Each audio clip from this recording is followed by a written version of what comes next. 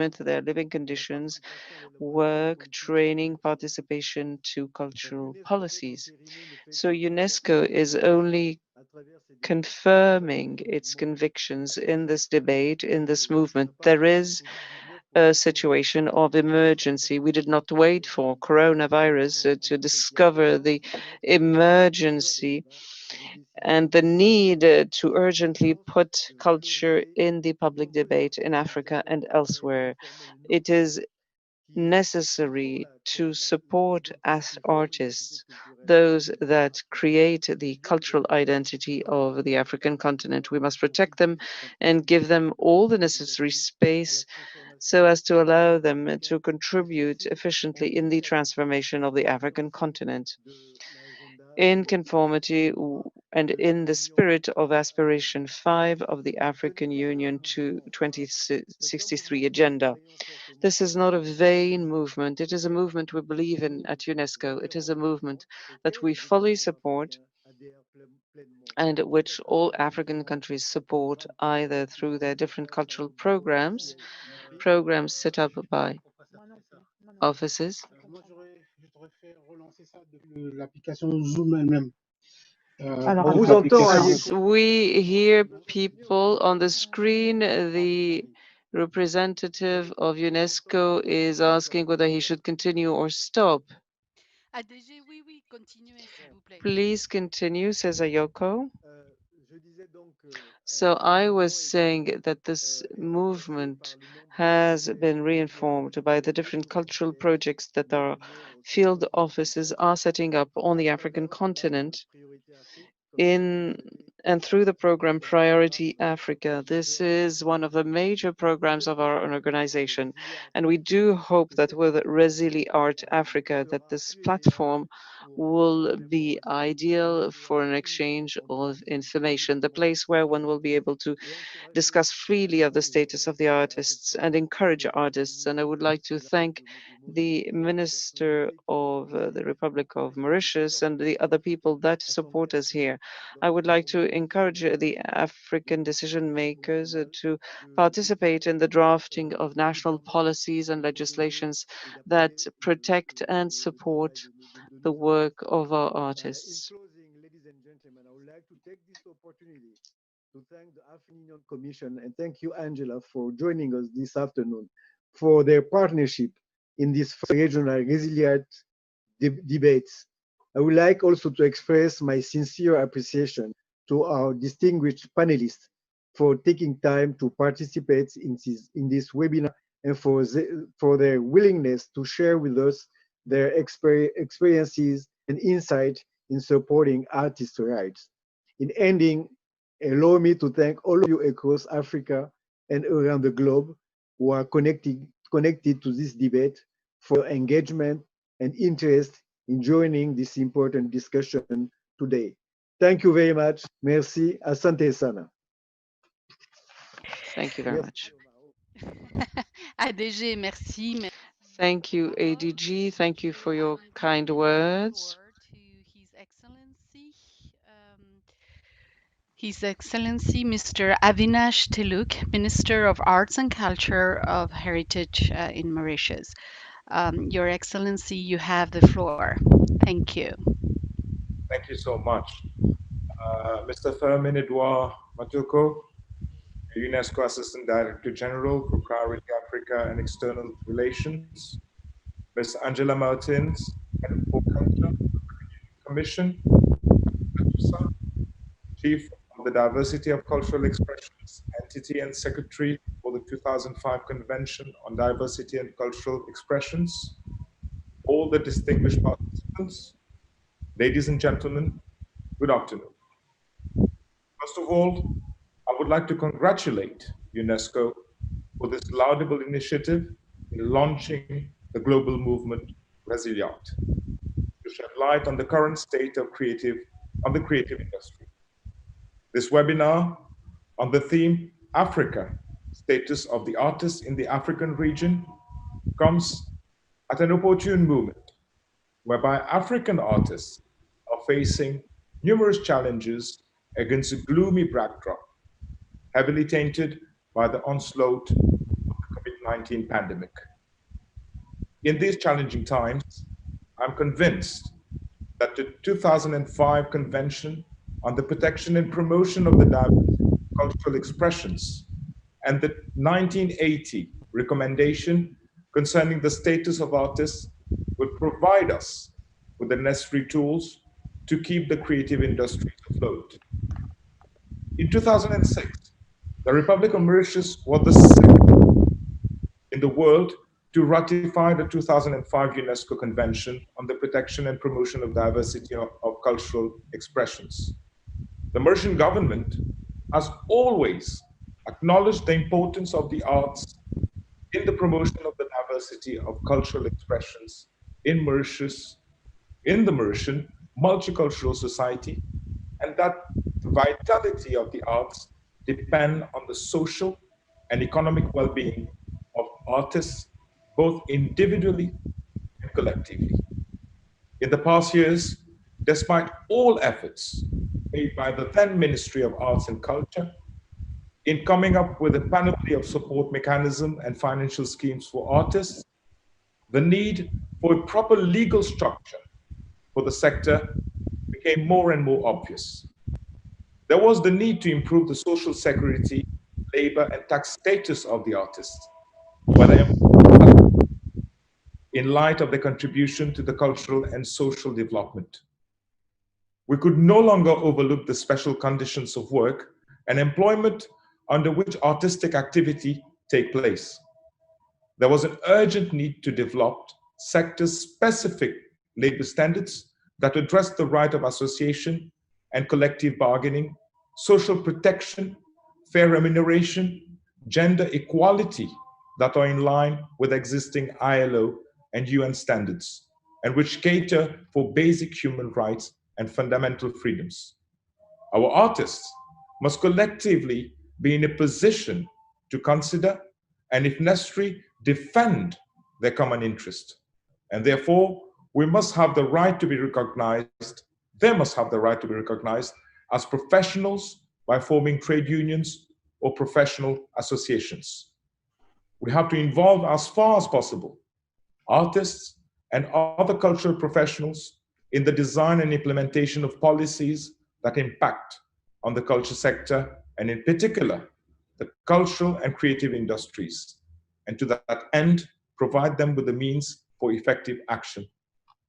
In 2016, my ministry informed UNESCO of its intention to come up with a legislation on the status of the artist, and the assistance of UNESCO was sought for the services of experts in the drafting of the legislation, taking into consideration the pluricultural and multilingual realities of the Mauritian population. And the response received from UNESCO was very positive. In 2017, the consultation process for gathering inputs from relative stakeholders and creating new legislation was led by my ministry under UNESCO expert Vesna Kopik, member of the 2005 Convention Expert Facility, to help us in the discussions. I have to admit that the designing of a status of artist legislation is complex, very complex, I should say, and challenging. I understand that artists participating in joint workshop with representative of my ministry expressed the need to implement the policies which had been discussed intensively over the previous years. Priorities of artists for this new legislation has demonstrated that it is not only crucial to develop a recognized category of professional artists, but more specifically, it is important to introduce a social security system for artists, a system of travel grants, scholarship, free spaces for rehearsal and performances, artists in school schemes. Thus, not only the registration as a mechanism in place to formalize the status of professional artists has been discussed, but also how to organize the national body for artists to promote artistic creativity and provide career relevant service for artists. There has been discussions and many workshops organized. And by the end of 2017, UNESCO supported the second expert mission to help consolidate the proposal. The set of measures and proposals were forwarded to the ministries, institutions, and other departments of the country, directly concerned with the legislation for their feedback. All comments, proposal, feedback received were compiled and sent back to UNESCO. And after receiving the UNESCO's views in August 2019, I'm pleased to announce that very recently, my ministry has obtained the government approval for the drafting of the Status of Artist Bill. And we are very soon sending the document to the Attorney General's office for them to draft it in the legislative format. Each and every African country has the sovereign right to adopt measures and policies to protect and promote the diversity of cultural expressions within its territory and to give due recognition to the central role of artists, others involved in the creative process, cultural communities, and organizations involved in nurturing such diversities. To conclude, I would like to thank UNESCO for this initiative to promote the arts and the creative sector. It is high time for each and every African nation to set up a mechanism that will help artists and creative workers to continue with the process of creativity without having resort to other jobs not related to the creative economy in order to sustain a living. Therefore, a new legislation is required to acknowledge the positive contribution in the socio-economic development of the society. I thank you for your attention. Dear Minister, thank you for your inspiring words on Mauritius' efforts to develop national legislation on the status of the artist. We really are looking forward this new bill, which will be setting a new stage, a new era, let's say, for artists' rights in the continent. So thank you very much. Ladies and gentlemen, we're moving to the next session, which is dedicated to international normative frameworks for artists. What is the guidance for artists and cultural professionals as per the African Union Agenda of 2063 and the Charter of African Cultural Renaissance? Key aspects of the 1980 recommendation concerning the status of the artist and the 2005 Convention on the Protection and Promotion of the Diversity of Cultural Expressions will be evoked. We have the pleasure to have with us today Ms. Angela Martens, the Head of Culture from the African Union Commission.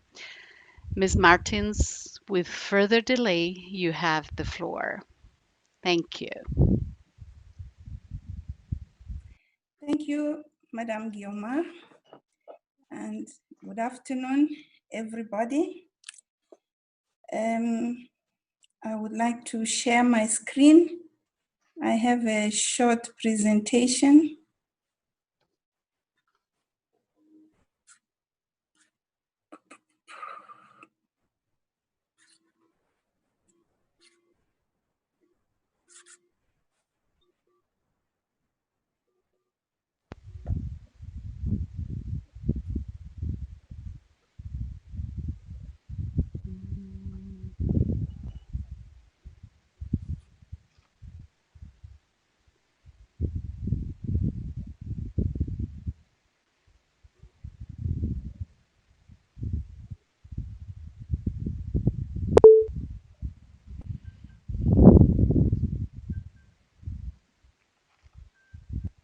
I'm sorry it's taking a bit of time, but it's coming up.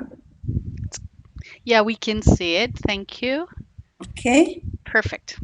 So, Mr. Firmin Matoko, ADG Priority Africa and External Relations at UNESCO, His Excellency Mr. Avinash Teluk, Minister of Arts and Cultural Heritage of Mauritius, dear colleagues, distinguished ladies and gentlemen. On behalf of the African Union Commission, I would like to express gratitude and congratulate UNESCO for this initiative to promote the African artists and cultural and creative industries. Like I said, I have a short presentation, and basically in my presentation and following on the theme of the session, I will present some features of the Charter for African Cultural Renaissance of 2006 with regards to the status or provisions that speak about the promotion of the artists. I'll also speak about the AU Agenda 2063 of 2015 and the Plan of Action, the AU Plan of Action on Cultural and Creative Industries, which was originally adopted in 2008, but it was revised in 2019.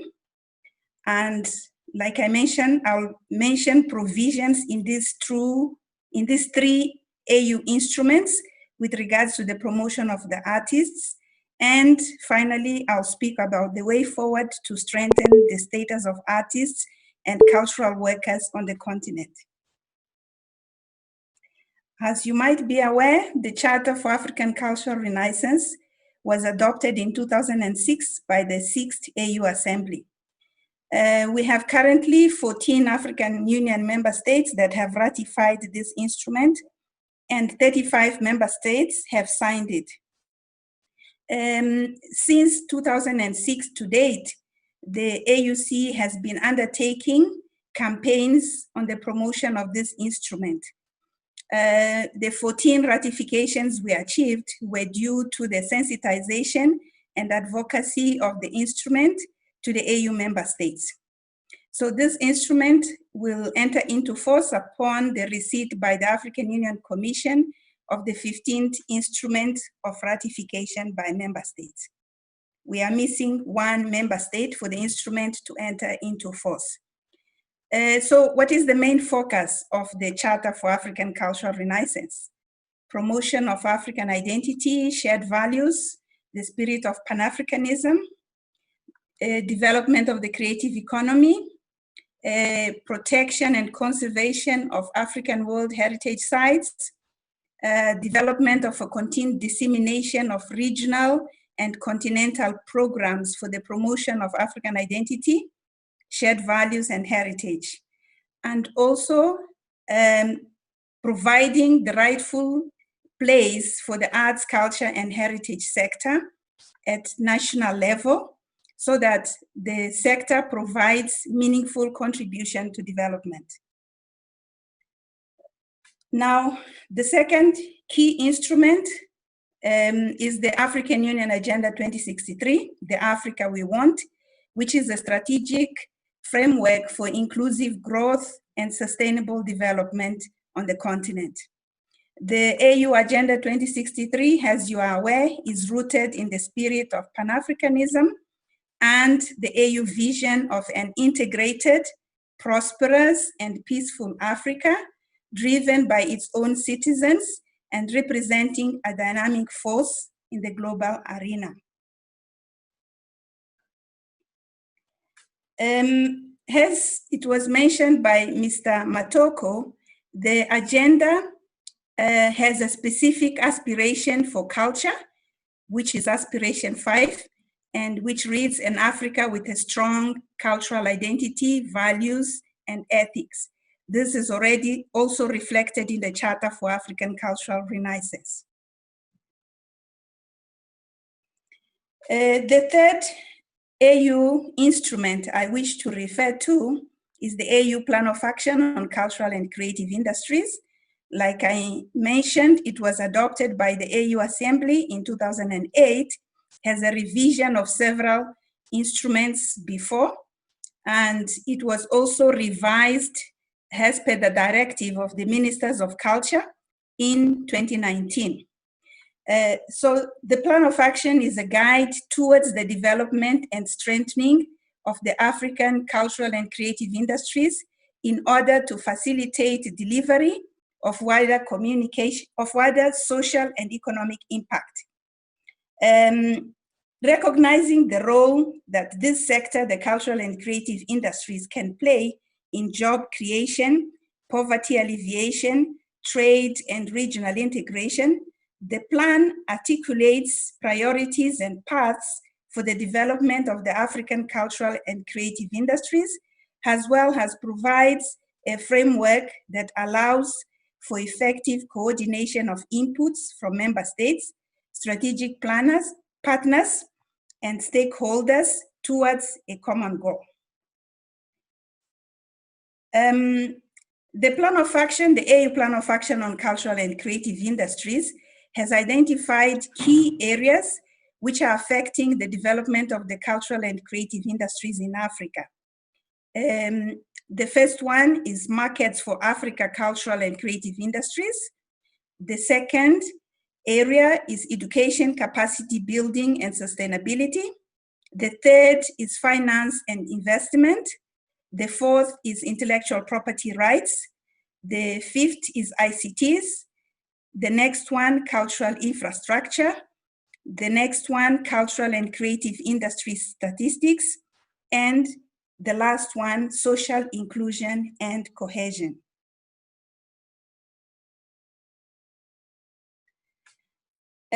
Now I'll move on to the provisions in these three instruments that refer to the artists and cultural workers. Like I mentioned before, all three instruments clearly have provisions that refer to issues related to the status of artists and cultural workers as producers and promoters of CCIs. For instance, in the AU Agenda 2063, we speak of the protection of heritage, illicitly trafficked from the continent. We also speak about culture. Heritage has a common identity and meaning, which will be centered to all our strategies so as to facilitate a Pan-African approach and the African Renaissance.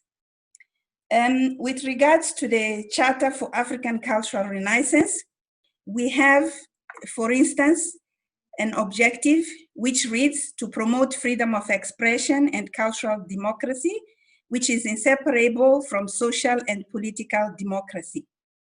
Another provision reads, respect for freedom to create and the liberation of the creative genius of the peoples. This provision is under principles. Then we have protect and promote the freedom of artists, intellectuals, and men and women of culture. Again, under principles. And there's a statement which calls upon member states to commit themselves to recognize cultural expressions by the youth, according them their true value and responding to their aspirations in accordance with African culture and values. Okay, now I move on to provisions under the Plan of Action on Cultural and Creative Industries. Mainly I've picked those related to intellectual property rights. Key point number 6 reads, intellectual property rights protection is essential in fostering human creativity and innovation. Giving content creators incentives in the form of recognition and fair economic rewards increases their ability, their activity, and the quality of their output and products. Key point number 7 reads, Africa has the fastest growing and most youthful population in the world. The youth, again referring to the youth involvement in the sector, are the largest consumers and creators of digital cultural content with different attitudes and modes of use. Hence, the need for the protection of intellectual property rights has a springboard for creativity and innovation, research and development, youth employment, and economic transformation.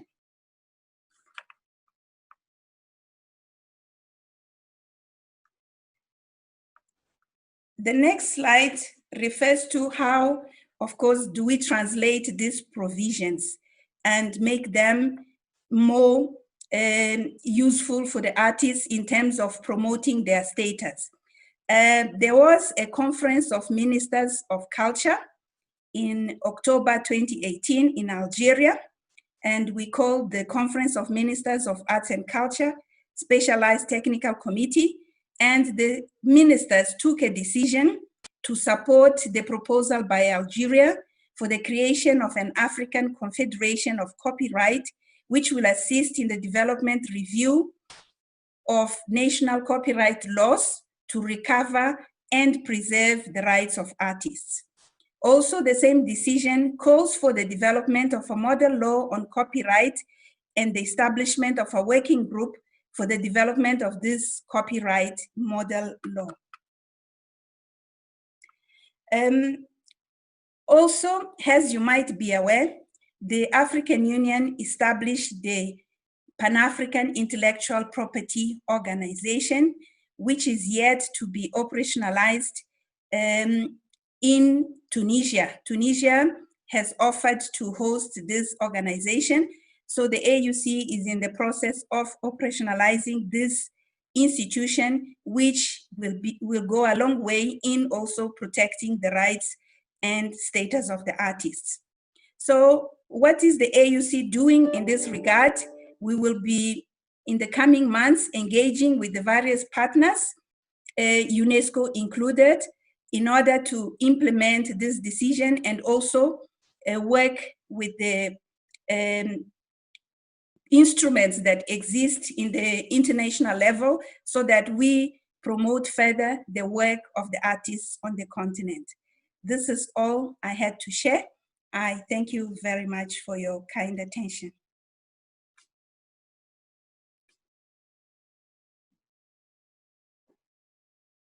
Thank you for these.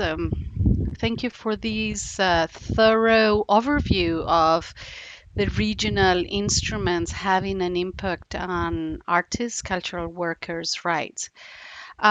Without further ado, we're moving to Mr. Toussaint Tiandrogo, Chief of the Diversity of Cultural Expressions Entity and Secretary of the 2005 Convention on the Diversity of Cultural Expressions.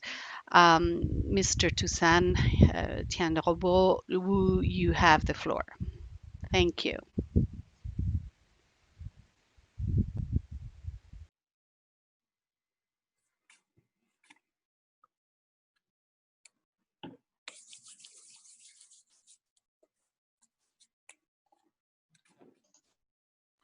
Merci beaucoup, cher Guillaume. Thank you, dear Guillaume, Excellency, Minister of Art and Cultural Heritage of Mauritius, Assistant Director General of Priority Africa and External Relations, Head of for Culture, African Union Commission, ladies and gentlemen, dear friends.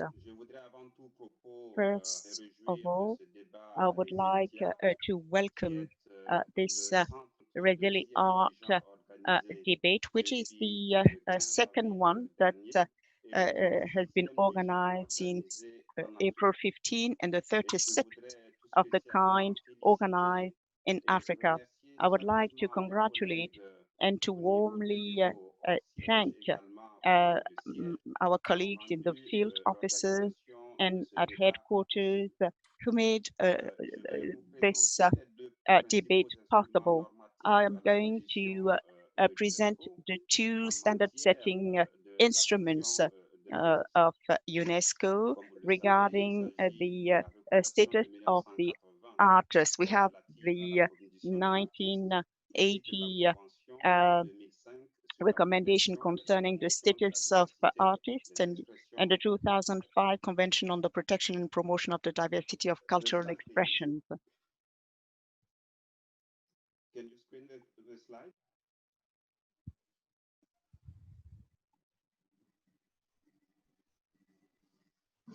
OK.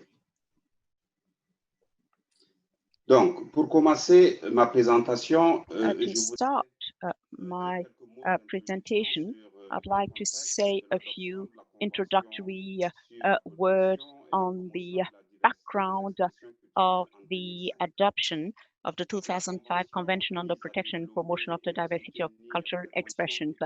It aims at developing and promoting cultural expressions diversity on the basis of international activities. Now, the context was free trade, strong development in free trade and circulation of ideas. So this convention is part of the global fight to avoid domination, predominance of one culture and hegemony. It's also a tool that will make it possible to have a proper balance between culture and trade interest. Of course, you have the trade aspect, but you also have the vision and the place of culture in a globalization process.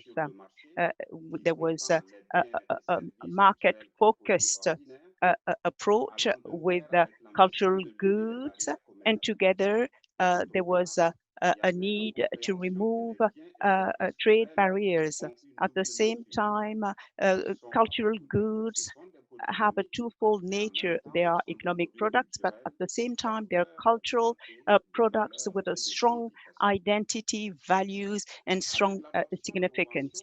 With the adoption of the convention, member states of UNESCO wanted to remove cultural goods and services from this market-oriented logic and to have protection legislations that could be seen as discriminatory by some countries. But to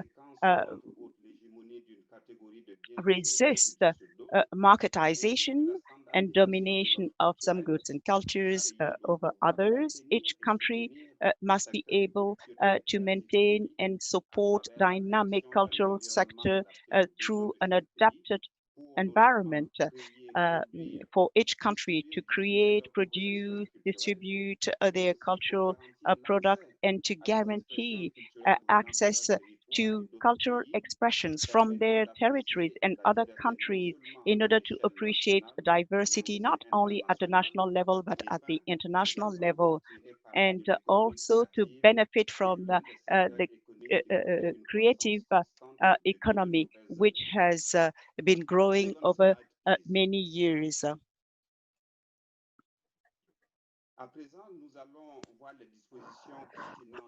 Now we're going to see the relevant parts of the 2005 convention, the question of artists and cultural professionals. In Article 6, the convention recognizes that one of the measures designed to promote the diversity of cultural expression and support for artists and other people involved in cultural expression.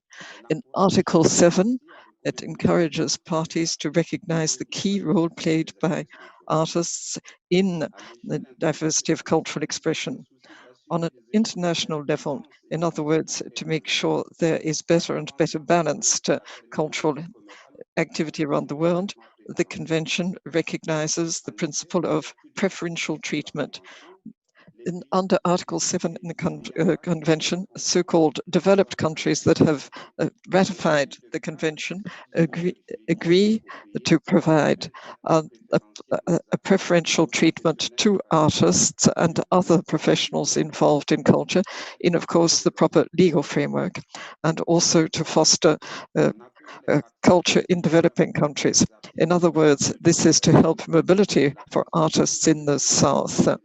And this is to have two effects on the diversity of cultural expression.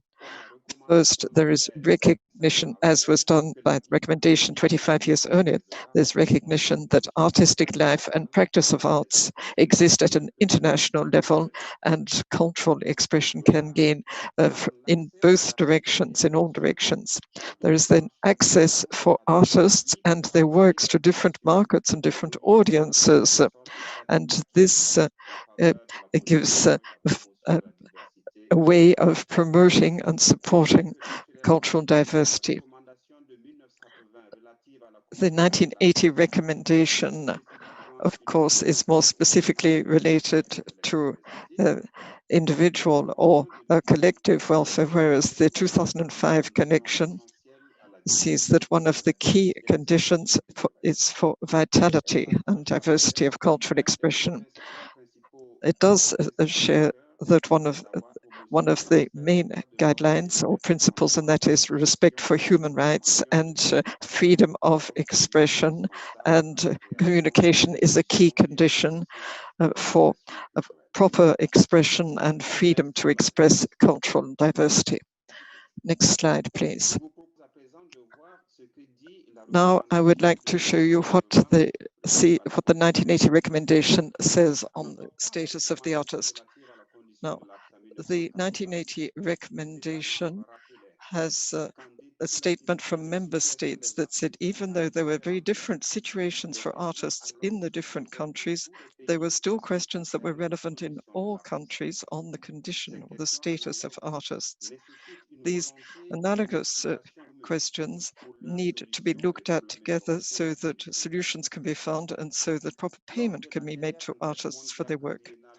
At the last 4-year review of UNESCO on the 1980 recommendation, there was analysis by 52 countries, including 13 in Africa, that were involved in the survey, and they showed that even though there were more and more countries setting up the legislative framework specifically to cover the situation of artists, most countries just settled for making isolated one-off measures as part of their national cultural policy. This, unfortunately, means that appeals made over decades calling for an integrated approach and a cross-cutting approach building up appropriate legislation for the status of artists, and which should involve all ministries, for example, the Ministry of Labour, the Ministry of Social Affairs, the Ministry of Culture, the Ministry of Education, the Ministry of Communication, the Ministry of Foreign Affairs, and Justice, the Economy and Finance, and more. This means that this message was not heard by most countries around the world.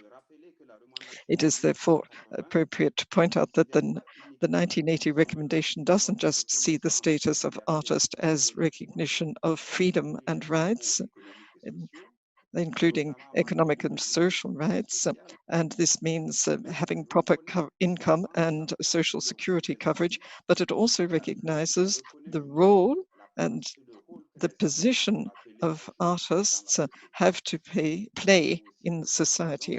And that is why legislation on the status of the artist cannot only be covered by the Ministry of the Culture and cannot be considered only as measures specifically for the artists.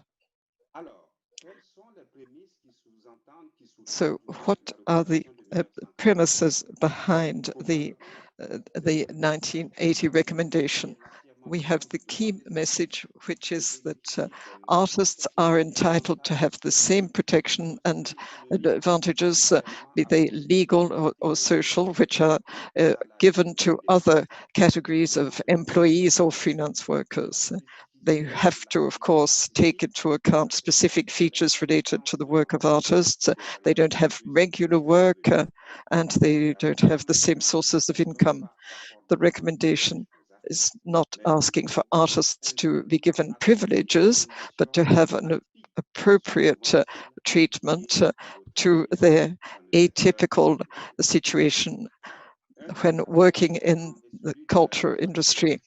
Then there's the question of updating or revising the status of artists when looking at technological, economic, and social aspects in the societies where they live.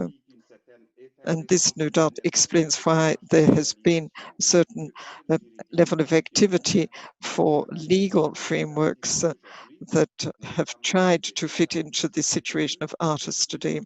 And we can see that there are more and more young artists who have embarked on digital technology for producing their work, and this needs to be covered. And there's another point that we can see in line with the 2005 convention, and that is the need to take into account the opinions of artists when developing and implementing cultural policies, and they have to have possibility of having an effective influence.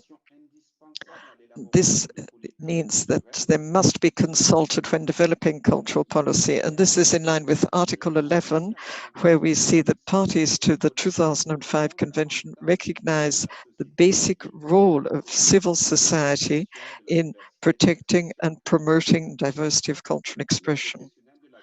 And people working professionally in cultural sectors and associated sectors and others involved in the work of artists are part of civil society, of course, for the convention, and they play a key role in the implementation as relay points, helping public authorities and the groups they represent to make a real contribution, have proper transparency and a greater impact in the world of culture.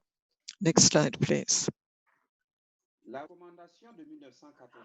The 1980 recommendation points out that there are specific measures related to the social status of artists. The recommendation recognizes that it is necessary for the government to make a contribution to set up and maintain all measures needed for freedom of artistic expression, but also offer options to support the expression of these talents. We need to see innovation and research related to society, and society benefits from it. And similarly, artists should have similar economic measures as cultural workers. The recommendation therefore calls on countries to adopt measures needed so that artists can have the same entitlements under national and international legislation when compared to similar categories of the workforce. And that has to cover conditions for employment, living conditions, and working conditions. Next slide, please.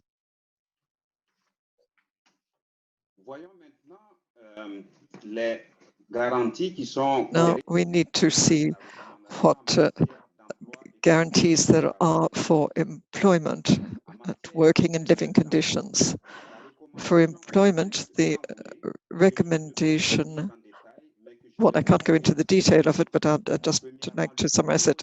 It points out that there has to be support for artists developing their careers.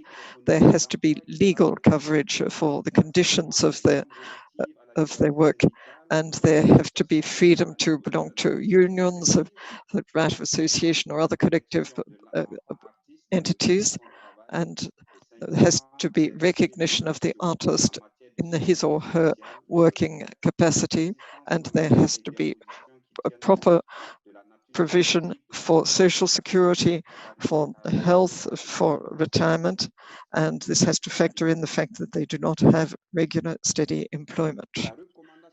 Next slide.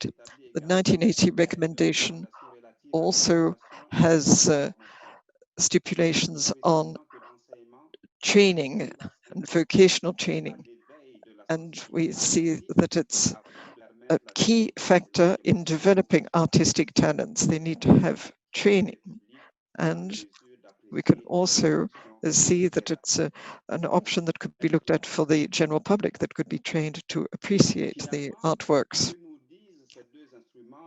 So what do these two instruments tell us about creative work in the digital era? I would just like to add a couple of works on two subjects. We've got digital and new technology, and the second point is equality between people. Of course, the 1980 recommendation is 40 years old, but even then it recognized that national and international legislation had not done what was needed, was lagging behind advances in technology. And of course, this is very topical today when we look at digital technology and its use in creative areas. And we can see that this could be worked on. We need to ensure that artists get proper payment for the distribution and sale of their works, and has to be proper protection against any unauthorized exploitation, modification, or distribution of their works. The value chain has to be seen, of course, it changes, and with the digital platform has to be protected and also has to be seen as a way of encouraging artistic creative work. What can we say about gender equality now? Of course, it was not in the major political concerns in cultural policy. In the 1980 recommendation, that was not the subject it is today.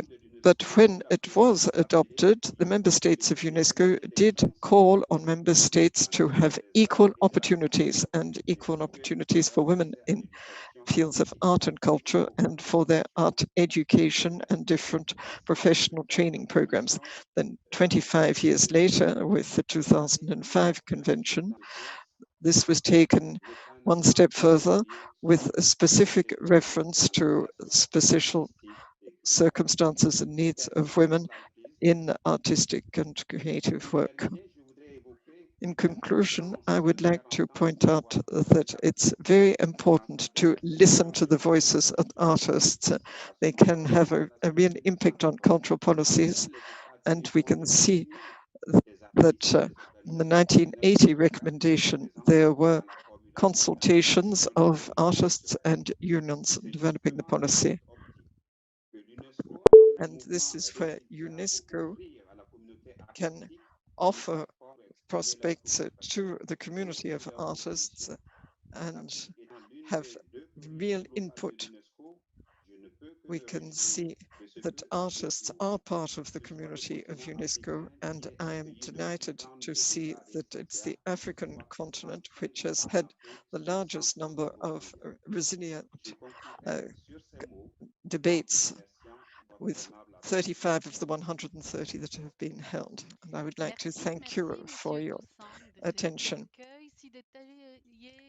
Thank you very much for this very extensive presentation on the aspects of the recommendation and the convention. And this brings us onto the question of artists and cultural workers. And we saw questions that aren't always dealt with, such as gender equality. I would urge all participants, all those who are following us in this webinar on the status of the artist in the Africa region, I would to ask you now to move on to session 4, which is on actual experiences in the field. And we will have a presentation from Mr. Amadou Chapé Touré from Mali. We'll go to West Africa, and that will be followed by Mr. Brahim El Masned from the 2005 expert facility. And so, without any further ado, I would like to ask Mr. Amadou Chapé Touré to take the floor. You have 5 minutes, sir, to tell us about your experiences in your region, the direct experience you have in the field, and how you see the status of the artist from that practical experience in Africa.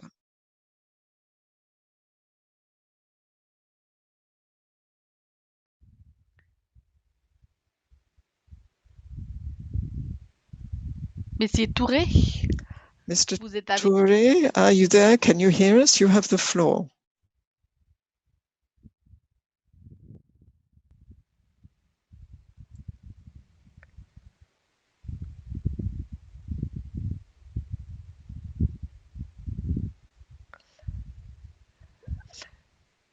Je vous propose donc, on vous entend pas pour l'instant. We can't hear Mr. Amadou Chapé Touré for the moment. If you cannot get your microphone to work, perhaps we could ask Mr. Brahim El Masned to take the floor. If you can hear us, if you're with us, of course.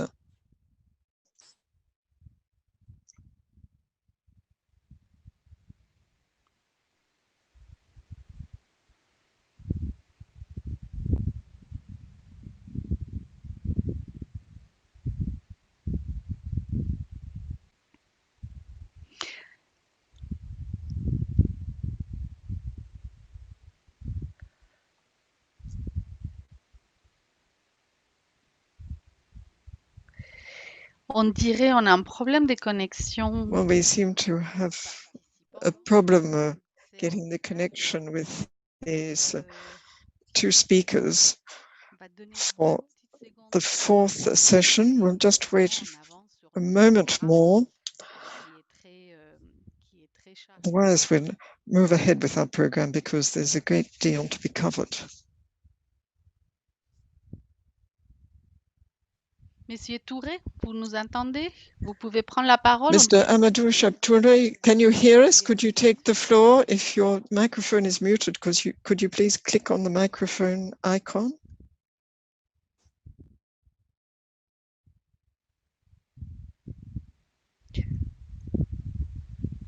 Est-ce que le host de la réunion peut activer? Could the host for the meeting please turn on Mr. Touré's microphone and his camera too, please? Thank you.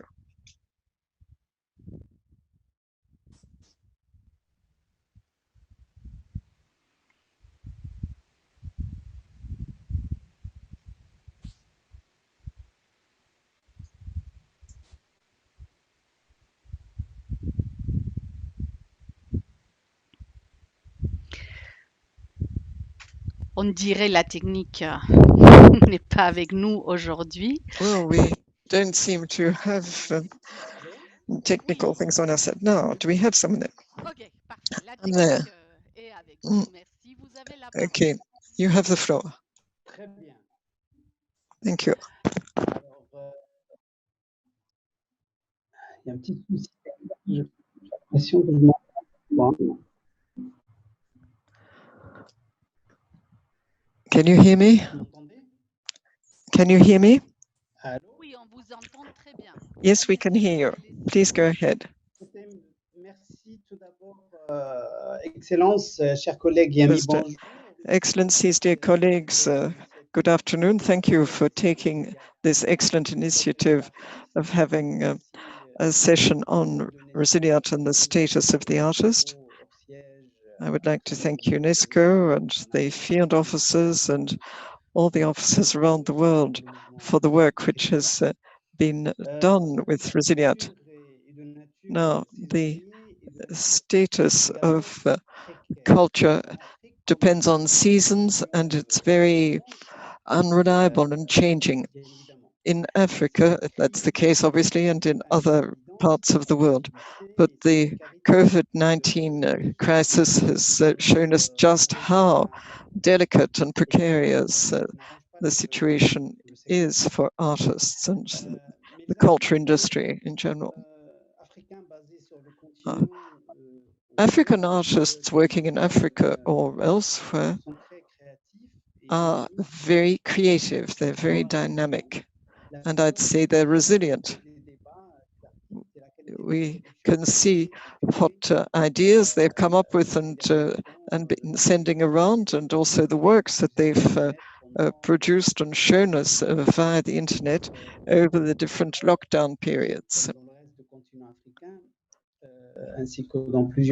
We can see that in Africa and in other countries around the world. But of course, artists have had great problems in this crisis time because of their specific status. Sometimes people don't really understand what's entailed, the status of artist, or it's just not properly covered. As I said, it goes up and down. And there are a number of rights and entitlements that don't seem to be recognized for artists. I think a lot of artists don't have proper social security coverage and don't have retirement entitlements. And so there's a lot of work to be done there if we want artists to be fulfilled.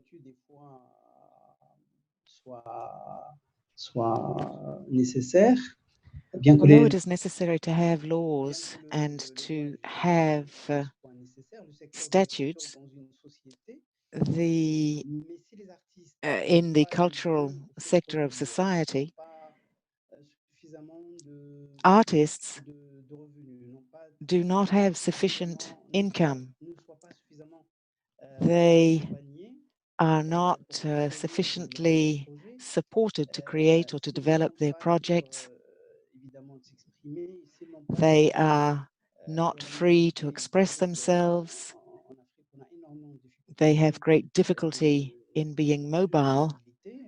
There's a great problem of mobility in Africa. Sometimes it's impossible for us to actually leave our continent to go somewhere else. We have to go via the Middle East or via Europe to join a country in Eastern Africa or Southern Africa. So all of this does not allow them to actually improve their living conditions, and even less does it allow them to produce top quality artistic creations.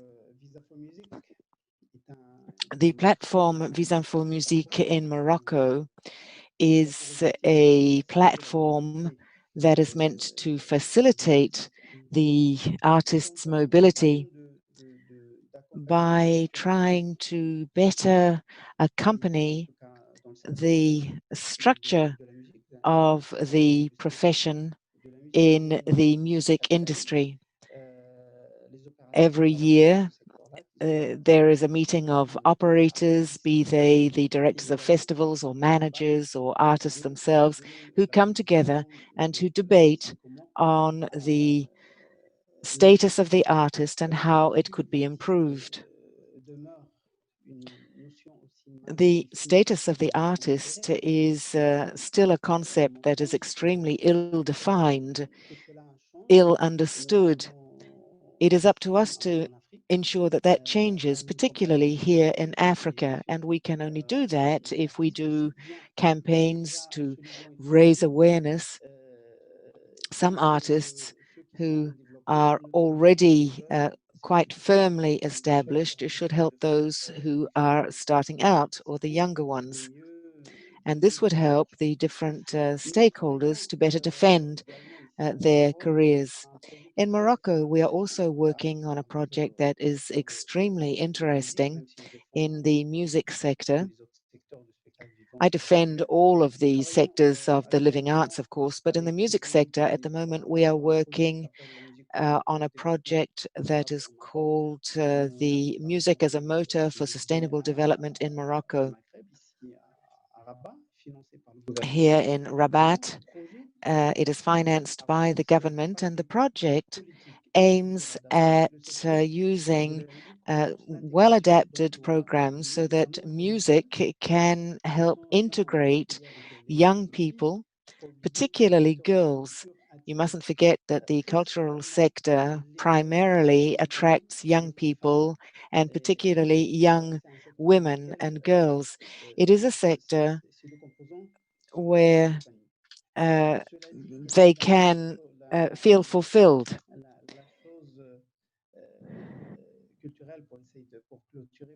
Now, you've only given me 5 minutes, so I think that culture is not just linked to laws, it is not just linked to the public authorities. I think that even companies and each and every one of us can work in favor of artists and cultural enterprises. I think that today it's impossible to envisage the future without envisaging a new way forward for culture. Now, unfortunately, the COVID-19 crisis is in full flight and doesn't seem to be anywhere near ending.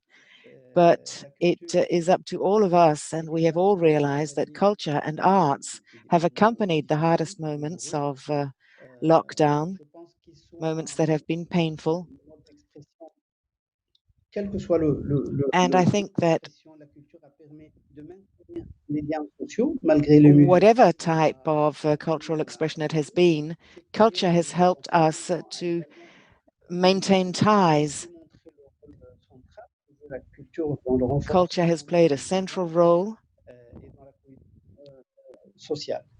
in social cohesion during this period. We cannot envisage our continent without putting music at the heart of development. the music sector is the one where the young and women are investing the most. So we must understand that and factor it in any post-COVID crisis. Actually, talking about this crisis, the great past crises in history have shown that the countries that have recovered the best are those that have a strong culture. I'm talking here about Roosevelt's New Deal after the crash of 1929, and also the reconstruction of Europe after the Second World War.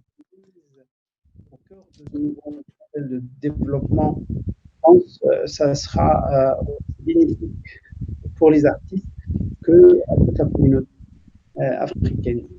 Et pour clôturer, je pense que la meilleure façon de So I think that to close, the best way of thanking the artists who have accompanied throughout this crisis, the best way to pay homage, tribute to them, is to put culture at the heart of any new development models in the continent. And I'd like to thank you once again for this excellent initiative, talking about the status of the artist and talking about the situation in which our artists find themselves today. Thank you very much. Well, thank you very much, Monsieur Elmazned. Thank you for this invitation to us all. I'd like to know whether Mr. Touré has been able to connect up and whether his microphone has been switched on. Mr. Touré, you have the floor for 5 minutes if you are with us. Now, it seems that we are having some problems with Mali.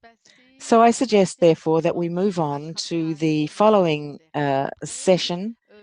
We can always come back to Mr. Touré afterwards, but the next session is given over to the challenges and opportunities for decent work and productive employment in the culture sector. And I would like to give the floor to Hervé C., who is Senior Specialist on Workers' Activities in the ILO. Mr. C., please. Well, thank you very much, Guillemard. I hope that you can hear me. I would like to welcome all of those who are listening in today. The subject that I have been asked to talk about talks about the challenges and the opportunities for decent work and productive employment in the culture sector.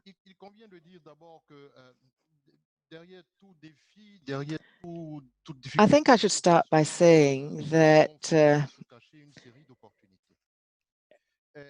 behind any challenge, you can find opportunities. And here, when we're talking about decent work and productive employment in the culture sector, that is very true. With the COVID-19 situation, our cursor for normality has changed, but it's not all that new, because even back during previous crises, which perhaps weren't health crises, but they were crises nonetheless, there were a certain number of things that had already emerged when it came to the things that had to be undertaken for the status of the artist and for the world of culture. In its centennial celebrations, the ILO had already talked about the future of employment. And now, with COVID-19, all of the deliberations that have been held have focused on challenges and opportunities. Now, the first challenge, of course, is to succeed in the switch from informality to formality. Because in the artistic sector, many things are informal. And even in areas where we think things are more formal, we still find a lot of informality. So the main tool that we have in the ILO is the recommendation 204, which outlines a certain number of guiding principles facilitating informal measures, the switch from informal measures to formal ones. The second challenge is the development of social dialogue. Monsieur Tiendre Beogo talked about this when he talked about including artists, including the world of culture in all political and economic decisions taken. The social dialogue entities, where they exist, do not necessarily have in their agendas questions that are raised concerning the status of the artist or culture.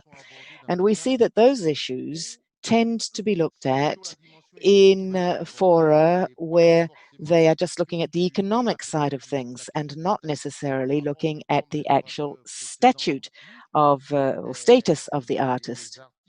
Whereas artists are fully fledged players in development and they contribute largely to the economy of any country. If you're talking about social dialogue, you are also looking at the freedom to join a trade union or any other form of organization. And that is something that we also discuss in the ILO. The possibility, for example, of artists and all of those working in the cultural spheres to have trade union freedoms, the freedom to organize themselves and the freedom to claim certain things concerning their employment.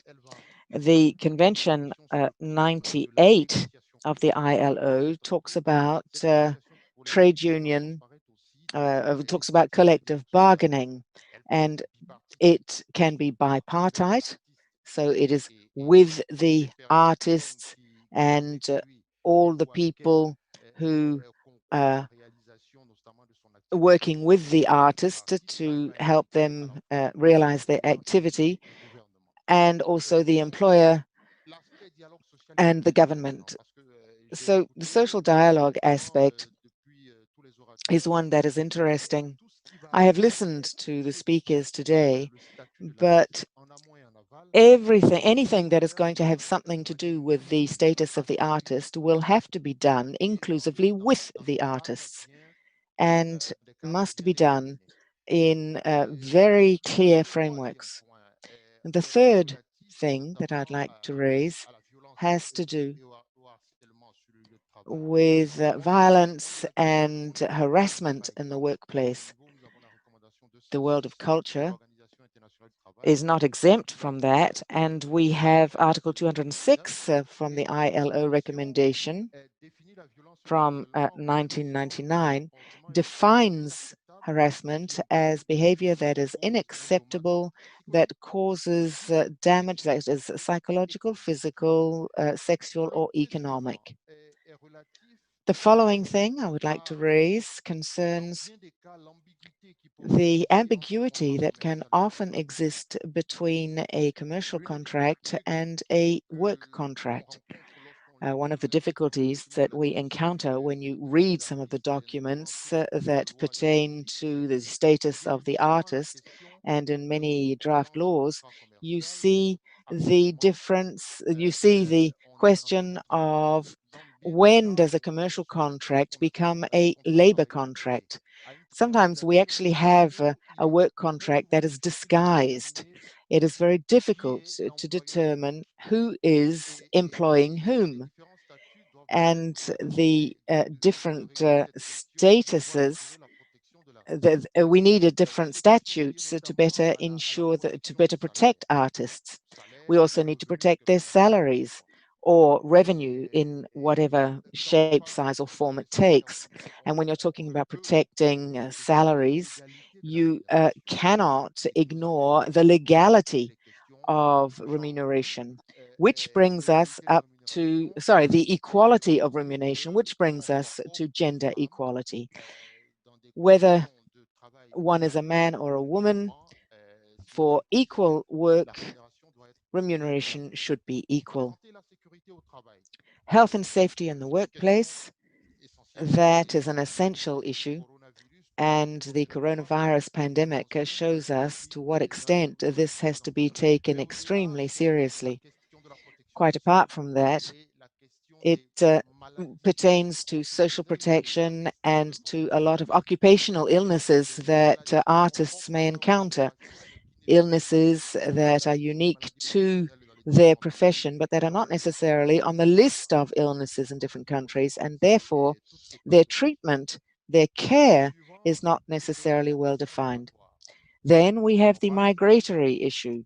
We talk about the status of the artist, but more and more, a certain number of artists, or even in the cultural sector, we run up against the problem of migration, because it is extremely difficult for many of these artists to actually carry out their art. There is social violence, the migratory issues that leads us to the need for artists and for workers to be properly protected. Artists are workers like everyone else. I've said that they should be allowed to regroup in a trade union or any other organization that will protect their rights. And the protection of their representatives will also be a determining factor that would allow all of this to be better included in social dialogue.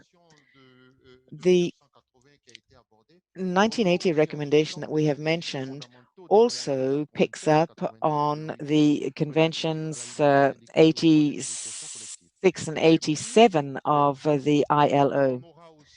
And we could perhaps also look at the recommendation 180 for protection of artists, of workers, and of maternity rights. And another issue that we simply cannot ignore will be the capacity for the labor inspectors to understand the economy, all the people who are working around an artist.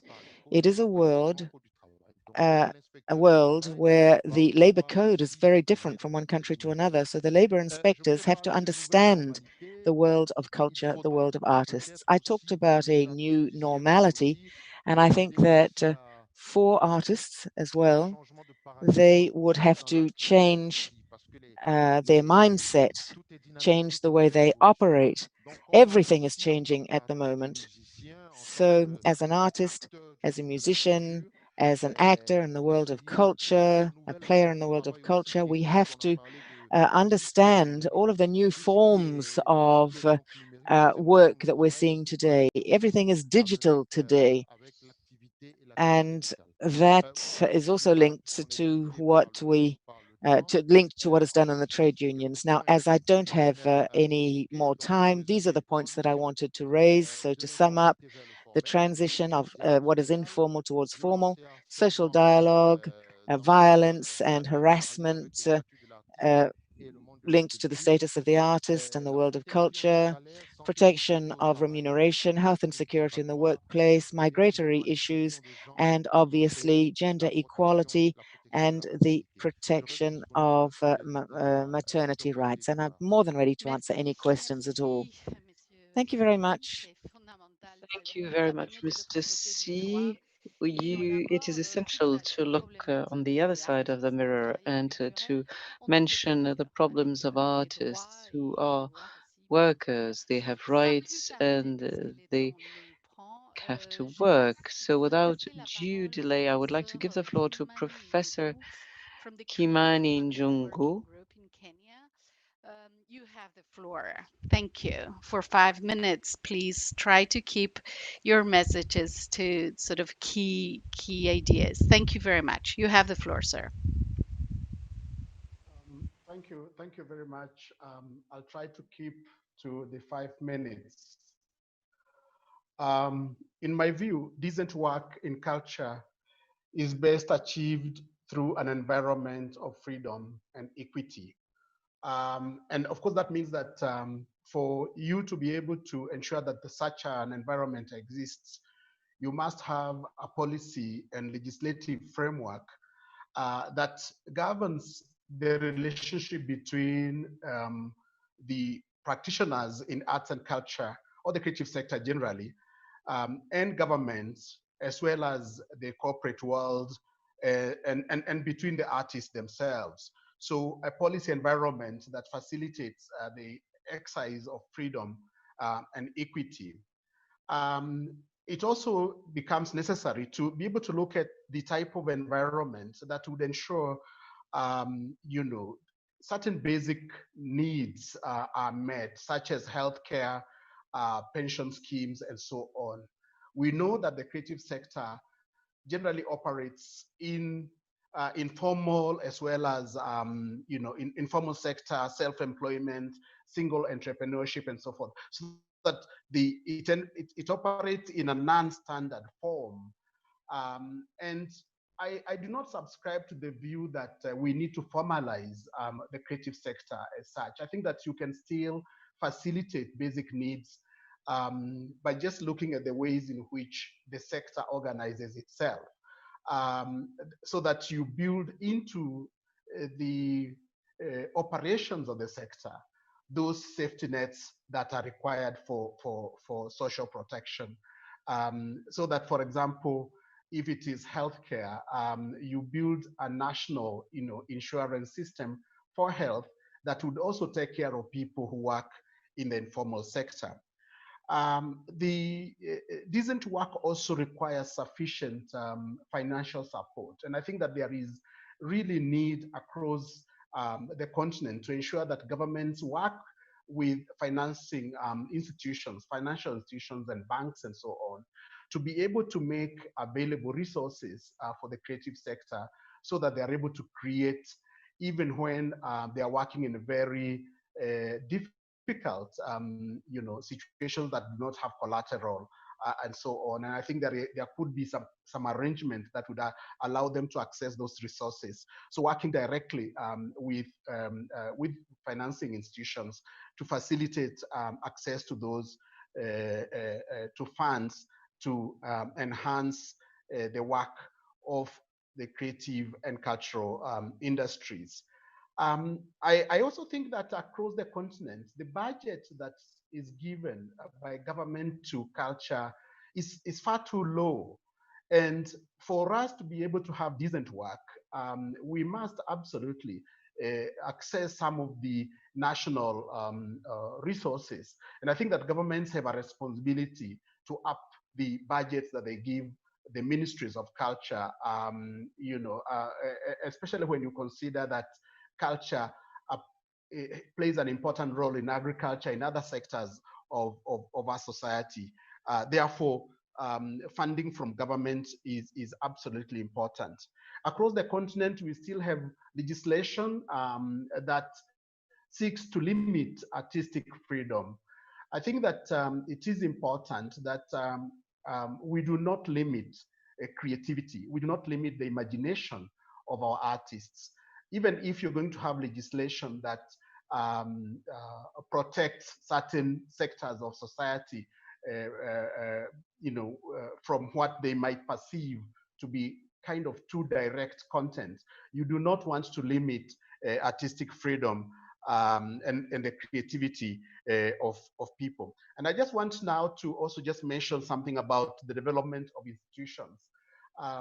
It is important that you develop institutions at the national level as well as at the local level that are public and that have sufficient personnel and resources to be able to protect the sector, and that these institutions do not speak across each other. They speak to each other, and they are mutually reinforcing. And I think that the role of civil society in those institutions becomes absolutely critical. You should always, almost as a matter of policy, ensure that all institutions that work in the cultural space have a presence of civil society, as well as the overall practitioners in the sector. Issues of intellectual property really critical. I think that I can see the moderator is stepping in just to be able to say that in the case of Kenya, we believe very strongly that you must review, legislation and ensure that copyright piracy, copyright enforcement is in place, that there is no piracy, that creatives actually get what they deserve, and that they actually get fair remuneration for the work that they do, and that you mediate between the creators and the corporate sector, so that the artists are not exploited. Finally, to just say that at the Creative Economy Working Group, we work with creators and work with the government to be able to create this facilitative environment. And I think that it is important that the instruments that we create are well taken care of. And that's what we are trying to do under the Creative Economy Working Group in Kenya. Thank you very much for the opportunity. And I think this is a fantastic webinar today. Thank you. Thank you, Professor Kimani Njogu. This is fascinating, and you're giving really a hard time me to having to cut all these important inputs that actually show that there are different perspectives, different approaches to this very issue. We are now moving into the next session, which is deals with artist perspectives. Again, going back to the other side of the mirror, and without further ado, I'm giving the floor to Ms. Lisa Sidambe Nimbe, sorry, Telma Sidambe from the Nimbus Trust in Zimbabwe. Ms. Zimbabwe, you have the floor. Thank you. Good afternoon, ladies and gentlemen, all protocols observed. I would like to extend a special thank you to UNESCO for the opportunity to be part of this very important discussion on the status of the artist. Before I start, I think the first point that I would like to make is to caution against us having a conversation about the status of the artist in isolation of the context within which the status of the artist finds itself. In a lot of countries across the region, they generally are very weak legislative and policy frameworks that are concerned with workers' rights in general, and the lack of attention in particular to decent work agenda and general dictates of the ILO with regards to workers' rights makes it then incredibly difficult for us to have systems in place that artists can leverage on to articulate issues that are very specific to the sectors within which they operate. And with that, I think would like to highlight as well that in general, what's turning out to be very clear is that the status of the artist is not very well understood, as has been articulated by one of my colleagues already. They generally are very weak legislative and policy frameworks, and as a result of the weakness of those policy frameworks, they also are very weak corresponding operational actions that ensure that the status of the artist is recognized. So my presentation is going to focus mainly on three things. It's going to highlight issues of context, it's going to highlight issues of perspectives, and it's also going to highlight issues to do with the realities of artists on the ground with regards to how they interact with the 1980 recommendations on the status of the artist. So the first point that I would like to make relates to issues of responsibility.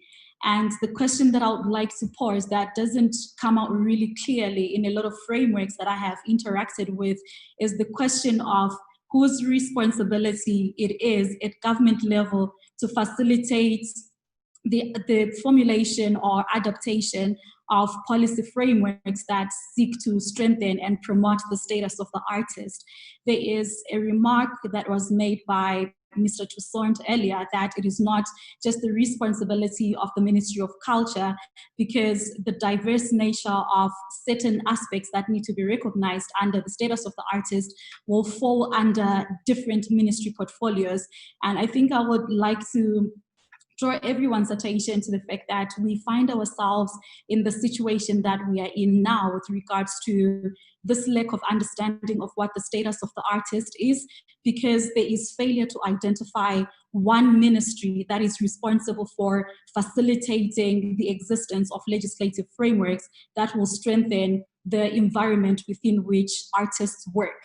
And I think it's very important for us to consider that, because if there is already recognition that there are various aspects or there are various branches to the status of the artist, there needs to be someone or a government agency or a ministry that is responsible for coordinating or consolidating all those different aspects. And as we have seen now in the COVID environment, what is coming out very clearly is that there are different interpretations and understandings as to what the status of the artist is. And as a result of that, there has been the creation of a hierarchy as to what should be considered as priority. And what regrettably has what regrettably has come out really strongly is that issues of social welfare are the ones that have been granted primacy, and artists are continuously being told that there is relief that is available through the Ministry of Women's Affairs, through the Ministry of Youth, or through the Ministry of Small to Medium Enterprises, all those ministries. But in as much as that assistance is required, and in as much as it's there to ensure that artists get some form of relief within this period, what are the implications of that assistance if it is not premised on the understanding of the status of the artist, and if it is not rationalized through very specific dictates that are within the 1980 recommendations on the status of the artist. So that is the first point that I would like to make. And then the second point that I would like to make draws attention to something that has been highlighted by a lot of speakers during the course of this discussion that we have had. And my point addresses issues of trade unionism. Point 4 in particular on guiding principles speaks about trade unions. And I think when we start looking at issues of context, which is one of the things that I said I would highlight during my presentation, there is a tendency to politicize trade unions and their existence thereof. And I think that is a very dangerous situation that we find ourselves in. And I think that context is very important to consider, because in as much as we will say that we want to find ourselves in a situation where artists have freedom of association and they can join trade unions, we should not divorce that from the kinds of interpretations that would be subjected to at government level, especially given the history in a lot of African countries where trade unions have been perceived to be instruments of mobilizing people against a sitting political regime at any given time. So then if there are those perceptions that trade unions only exist as a form of political mobilization, then how do they then translate themselves into praxis when they are formed by artists? How does it make it incredibly difficult for artists to get to a point of political bargaining as a result of forming those trade unions, because they definitely will have been a certain perception that is created about trade unions within a specific country and what those trade unions seek to achieve. And then the last point that I would like to make relates to the accessibility of the language of the status of artists. It's very easy for us in such platforms to talk about the International Labour Organization dictates and decent work agenda, and we use all these fancy words.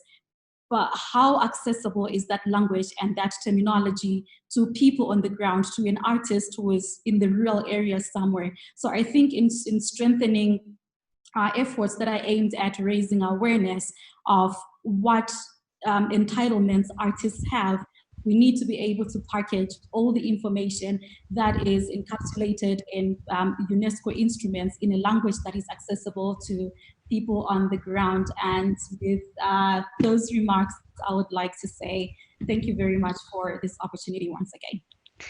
Thank you. Thank you very much for your three very clear take home points. Starting by the last one, which is intelligibility and really being able to make an effort to pass on and make all these messages clear in the right format to reach out all those concerns.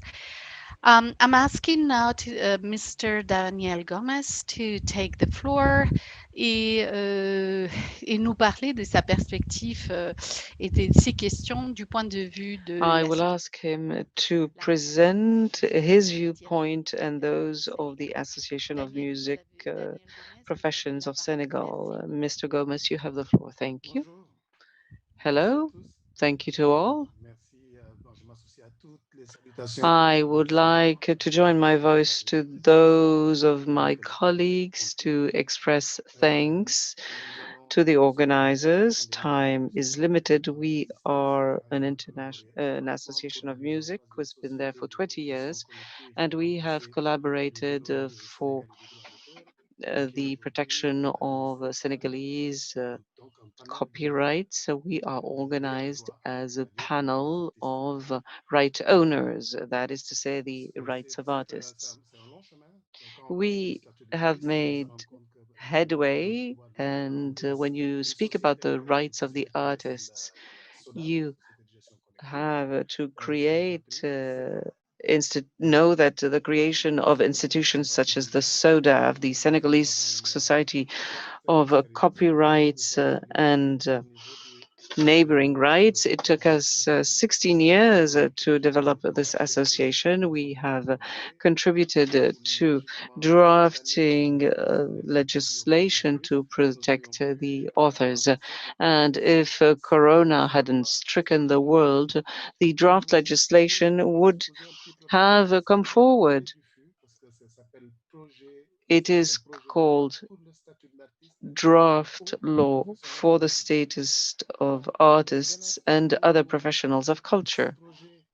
This project creates a presumption of wage earning to artists, which allows them to be protected by the social and health systems. And we thought, well, why not? People tend to forget is the fact that we always go towards the Ministry of Culture. We claim that we are workers and we blame the Minister of Culture for not doing that. But then what else do we do? And this is the thing our association looked at. So the Association of Musicians, we looked at our situation. There were no figures, no statistics. And with this pandemic, we realized that we could not measure the impact of the musical economy or the cultural economy on the national economy. That is a problem. This pandemic has allowed us to put online a questionnaire to ask people, well, how many of you are concerned by the pandemic? And we noted that 82% of the people concerned come from the living arts. And this questionnaire was not addressed only to musicians, but we had people from living arts such as cinema, theater, music, dance, and others. So all the people in the live art and live entertainment sector, in all the performing arts. And we were able to see that people have lost 100 billion in terms of lack of income. With the International Federation of Musicians, and I find partners such as ResiliArt from ILO and the representatives of UNESCO who have been supporting us for the past 3 years to try and see how we can recognize the right of musicians to be recognized as workers. And if they are recognized as workers, we have to contact the Ministry of Labor, because the Code of Labor in Senegal says that anyone getting money from their employer is considered as a wage earner. And this is what we started from when we said, how can we go about to show that we artists can organize ourselves in order to set up a system which allows us to allow this relation between employer and employee. And it is true that we have employers that are employers such as restaurants, showrooms, theaters, and others. So they said, well, give a proposal and we're okay. And we said, let's first of all look at the labor law. The labor law says if you want to be recognized as an employee, you must have a collective agreement, which means that to start with, we do not need to wait for the project on the status of the artist be adopted, because the law gives us access, direct access to a collective agreement. Thus, when we work, we can have a specific agreement with our employers, and an artist who has not earned enough money, let's say that 20,000 is the average. Well, if the artist, if he doesn't get his 20,000, how can we agree in the agreement that there is a single windows with the support of the state to contribute all our social contributions, whether they are family contribution, health contributions, trade union contributions, others, to make sure that the musician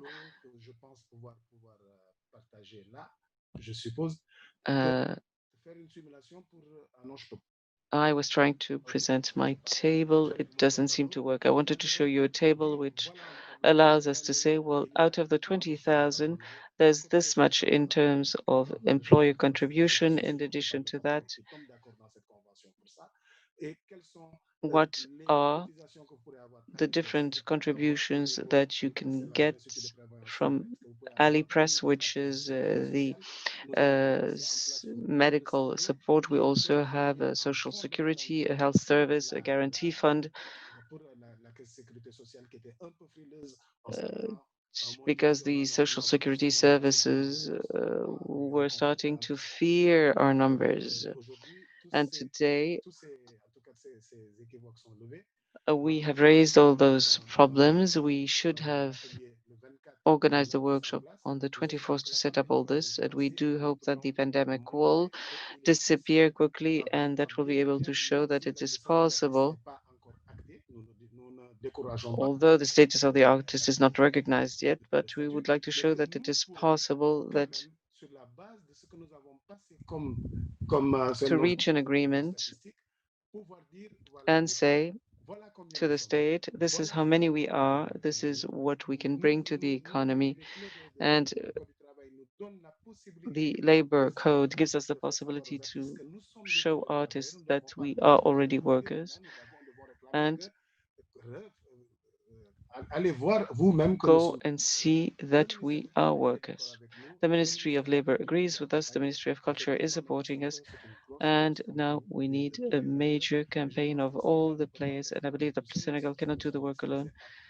And we are ready to share this, to see the different legislations of the different African countries and see whether there are similarities to create a collective group of workers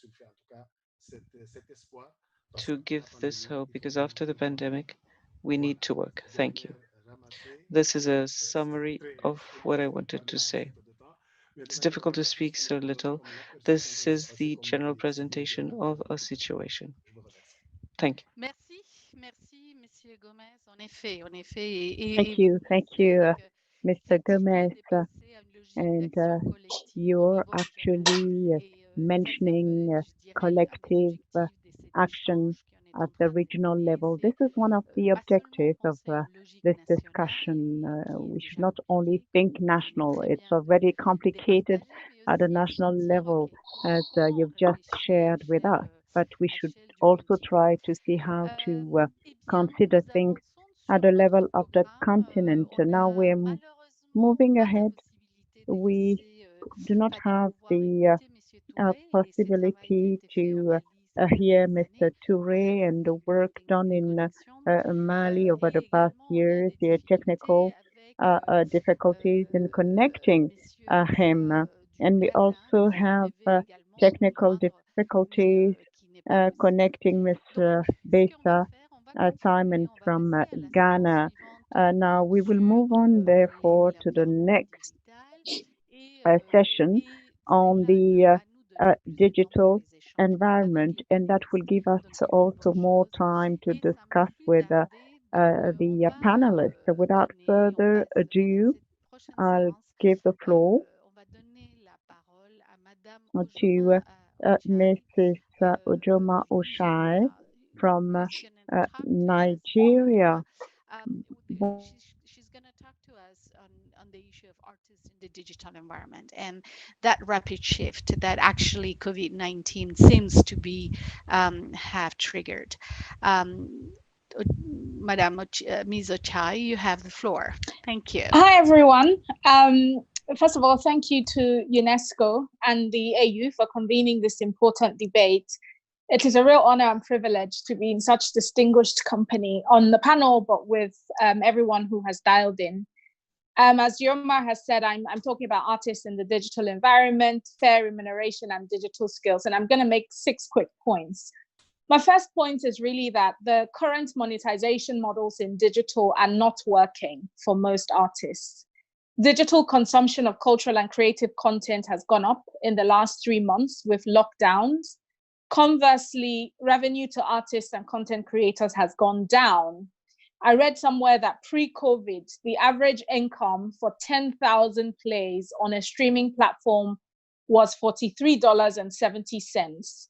Now, with advertising spend going down due to COVID, it means that artists will be earning even less than that, even less than $44 for 10,000 streams on digital platforms. This means that unless you're a superstar with billions or several millions of views and streams, digital revenue models are just not sustainable for artists. My second point is that, and I think we all agree, that digital will play a far greater role in future value chains of the cultural and creative industries. As the World Economic Forum puts it, the pandemic has precipitated 3 years of digital transformation in 3 months. My third point is a question about who benefits. We need to ask ourselves who will benefit from the new audiences, the new reach, and all the benefits that this new digital future will provide. As I already mentioned, with less than $44 for every 10,000 streams, it means most artists cannot make a living off the current models of remuneration of digital distribution. So I think as we're talking about the digital environment and artist remuneration, there's a big question about how do we make the digital revenue models work for artists and creatives rather than just for megastars and big brands. My fourth point is really some thoughts about possible solutions. I think if we're committed to solutions, there are a number of things that we need to consider. One, I think it's non-negotiable that we must find ways to ensure that artists and creatives get paid in a digital environment. And at the moment, that's not happening enough, and the structures are not working, as I said. And in my view, any sustainable model for artists to get paid will need to include what we would call a mixed economy of funding. So it would need to include government funding. A lot of the other panelists have talked about government funding a lot. I think it also needs to include a strong corporate or charitable giving landscape for the arts. And I think a really important piece that's missing at the moment is we need audiences that pay for arts and creative content that they consume. I think that government, cities, at different levels, we need to find approaches for getting audiences to pay. And I think the way to get audiences to pay also needs to be diverse, from paying for online events, for example, and finding ways to do that, to considering things like private copy levies, which is a tax on devices that are used to share media and creative content like smartphones. These levies, when they're collected, can then be redistributed to artists and creatives through, for example, collecting society. And just to clarify that the private copy levy is quite different to a digital tax, which is a totally different conversation. I think we also need to put that onus on the platforms, the big platforms. We need to relook at the models that the big platforms are using for revenue sharing and payments of artists on digital platforms. We need a revenue sharing formula that still respects the investment in technology, the investment in proprietary knowledge that the platforms have put in, but that one that is more sustainable for artists and is not only paying them less than $44 for every 10,000 streams. And then my fifth point, which is linked to the solutions, is around the second part of my talk, which is around digital skills. When we talk about skills and digital skills in Africa, I think we need to look beyond basic digital skills, which is what it feels like we tend to focus on at the moment. So whether it's usage of e-commerce platforms or usage of social media to share work, I think we need to be much more robust in ensuring that people have digital skills for the whole digital ecosystem that the future we know requires.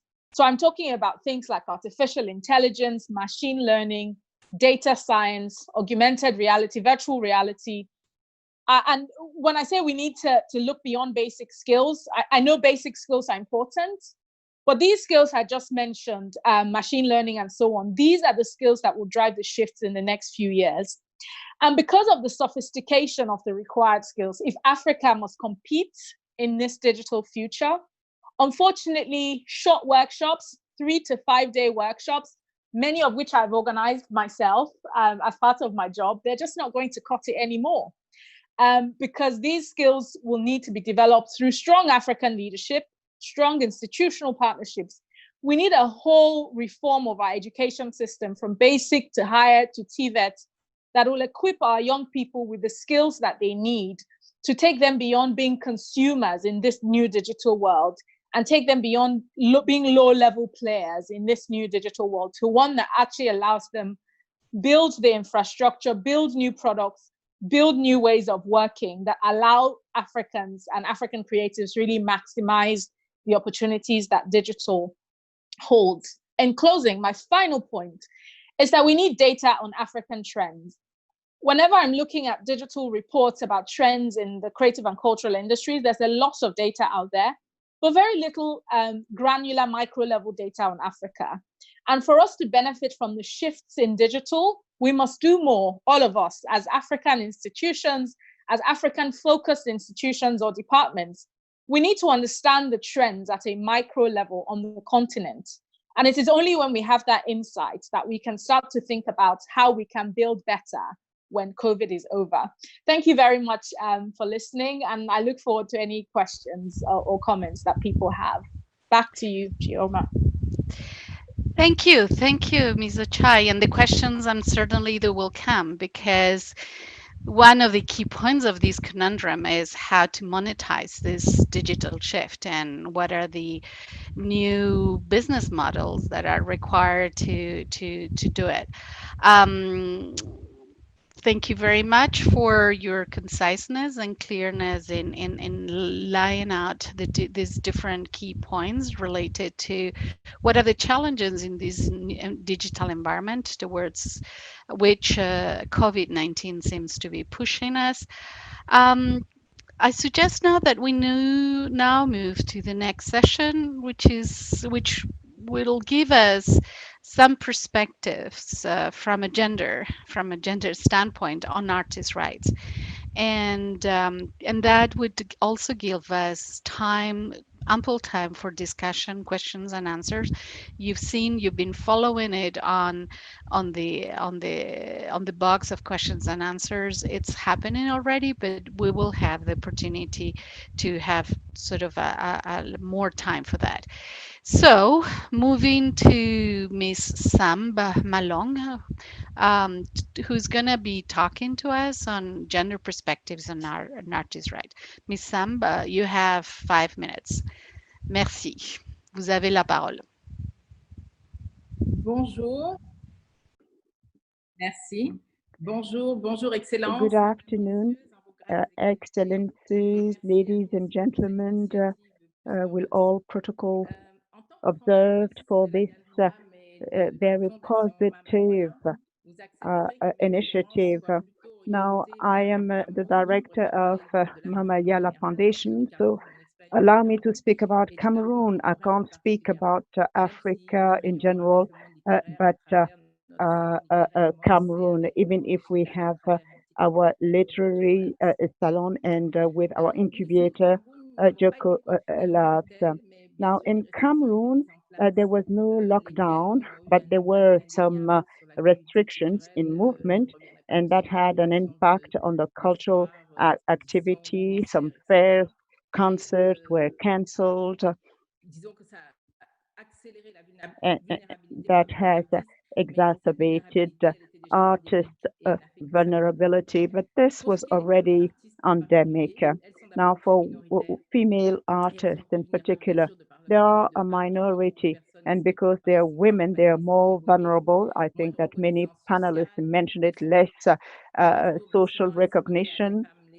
They are assimilated to women who are not serious. They are unfortunate association, and it's also difficult for them to have their succession rights observed. It's difficult for them to travel cross borders. It's only in 1990 that husband's authorization was cancelled. Otherwise, a woman had to get the authorization of her husband to travel.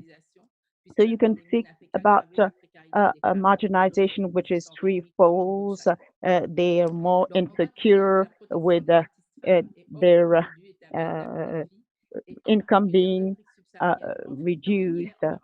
So women are faced with a real challenge. Listening to UNESCO's videos, and I noted that the only country which provided support to artists in the COVID-19 crisis was Cote d'Ivoire, and I'm speaking about sub-Saharan Africa.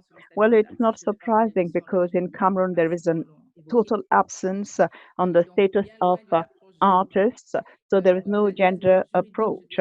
And beyond strictly legal aspects, it's the recognition of the cultural economy, and that gives an environment which does not recognize the value of culture. There is an absence of status for artists, and even an absence of respect for artists and their rights, intellectual property rights, neighboring rights are not respected. And I think this is where UNESCO can really bring its contribution, because many of the stakeholders, including artists themselves, they're not always fully aware of their rights. And I think that the previous speaker spoke about the readability and clarity of rights. Now, in Cameroon, I'll say that there are limited structures to defend the rights of artists in literature, music, audiovisual, and even when revenue is collected, it is not distributed to artists. So there is inadequacy of legislation. I have a foundation, but I had to adopt the status of association because the status of a foundation is difficult as far as sponsoring is concerned. The environment is not conducive to support for artists because there is no tax reduction for such a support. There is a lack of coordination with neighboring countries, even within the sub-region.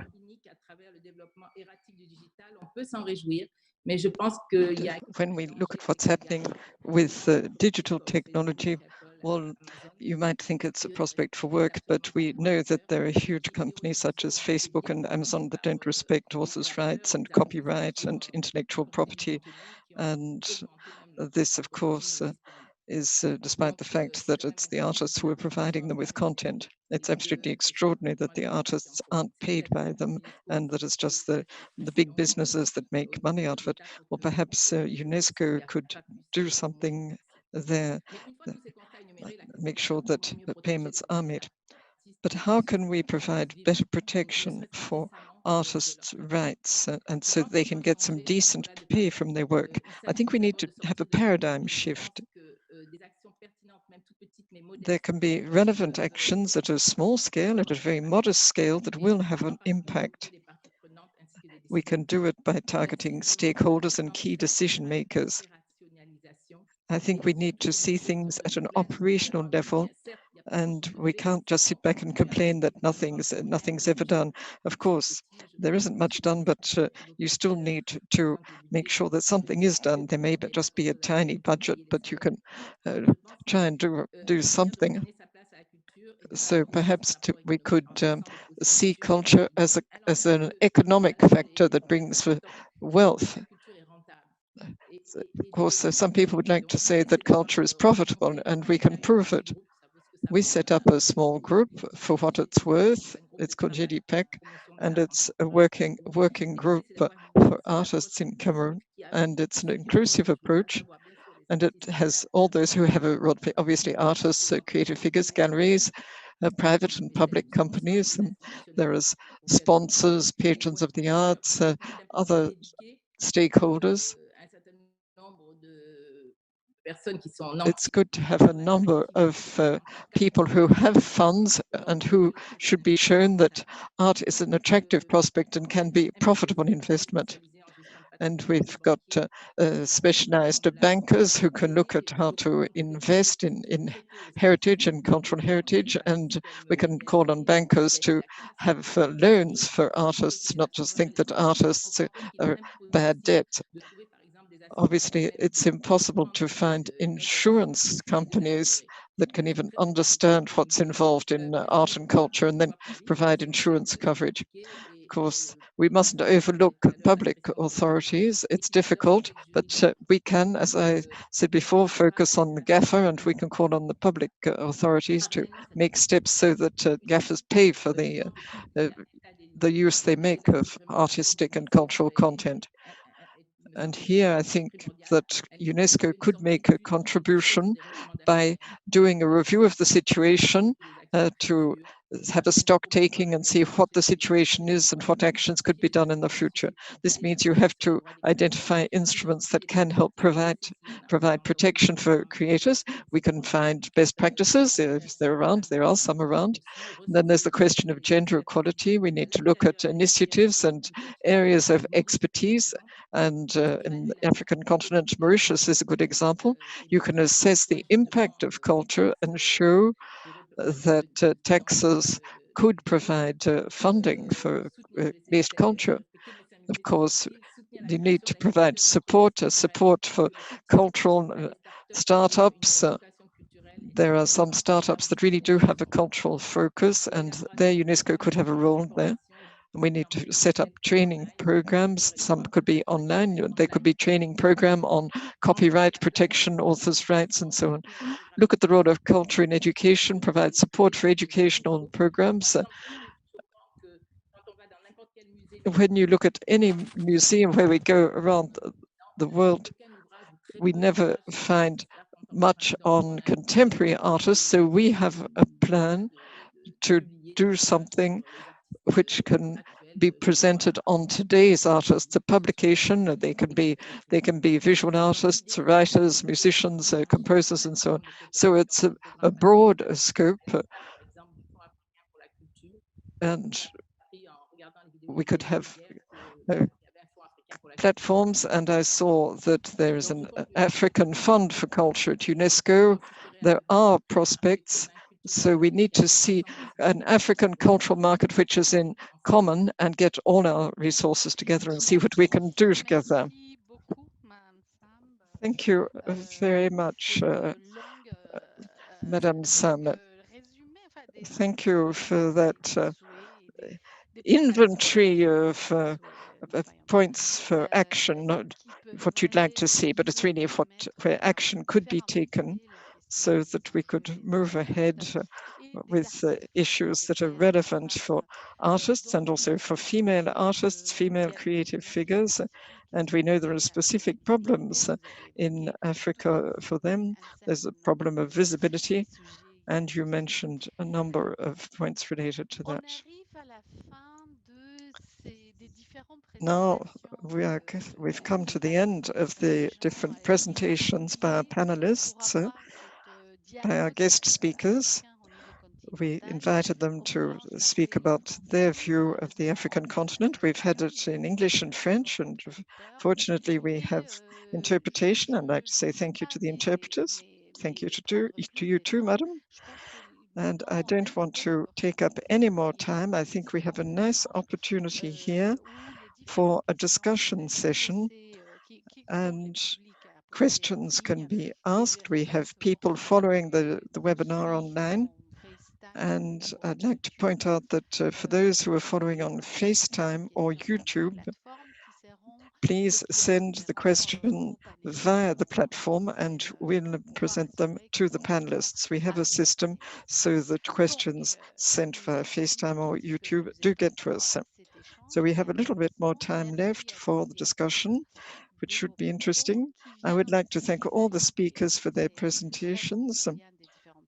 We can see there are different angles, different points of view. And I'd like to give the floor to my colleague, Berta de San Cristobal, who will be moderating the question answer session. Berta, you have the floor. So I don't know exactly how much time we have left for this question and answer session, but I have been picking up questions in the chat, in the Zoom online chat. I have picked up 7 questions. Let's hope that we have time to address them all. Otherwise, I ask for apologies for the people who put those questions on the chat. So there were a few questions on the chat about what is being done in Africa to protect freedom of artistic expression. And I think I'd like to address that question both to Mrs. Angela Martens from the African Union, but also to Monsieur C, de l'Organisation Mondiale du Travail. It would be interesting to hear from the African Union, since actually freedom of expression was actually one of the questions that was addressed and that you pointed out in the Plan of Action on Cultural and Creative Industries in Africa. So, and also that, as you know, the African Union was a strong partner of the World Press Freedom Day celebrations last year. So it would be interesting to hear from you, Mrs. Martens, what you believe should be done or is being done by the African Union in terms of protecting freedom of artistic expression. Et peut-être que Monsieur C voudra aussi apporter une réponse. Perhaps Mr. C could also answer this question and see what he sees as the link with the recommendation last year on violence and harassment.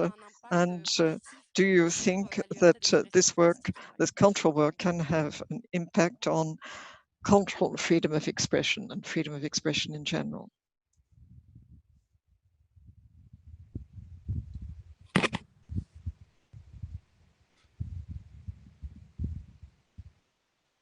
Do I have the floor?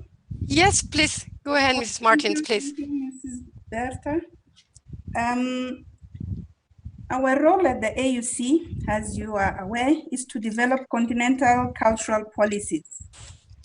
As I mentioned in my presentation, the main continental policy on culture is not yet in force. This is the Charter for African Cultural Renaissance, and it is where the freedom of artistic expression is clearly stated. So for us to be able to implement these provisions, we need the charter to enter into force.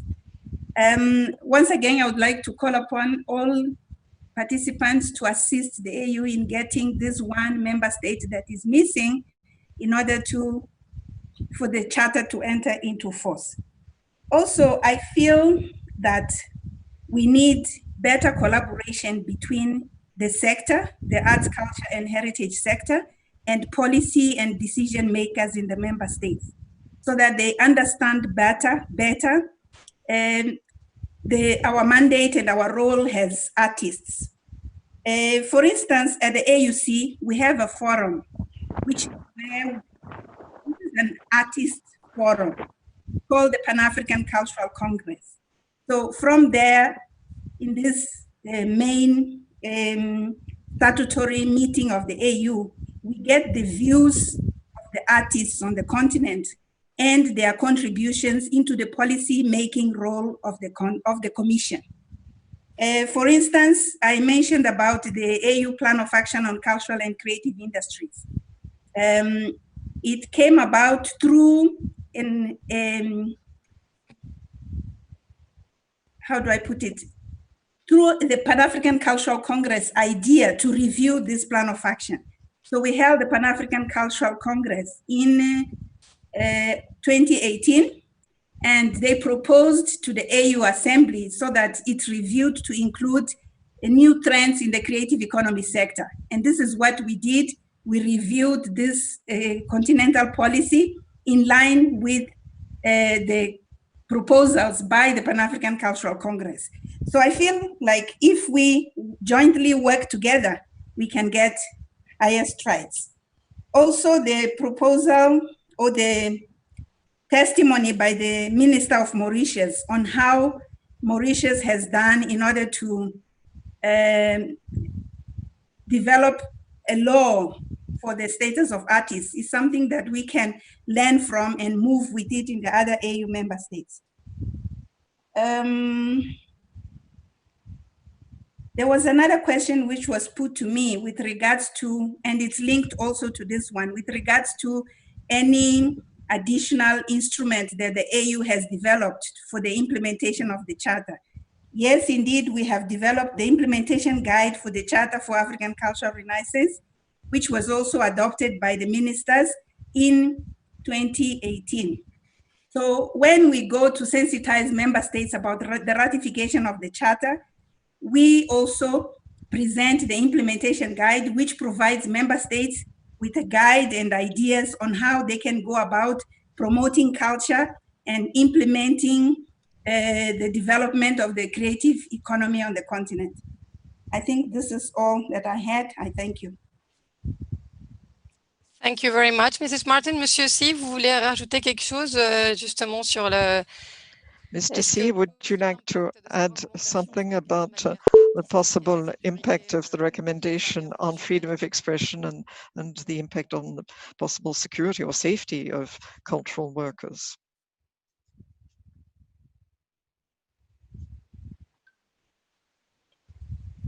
Monsieur C? Are you there, Mr. C? Mr. C?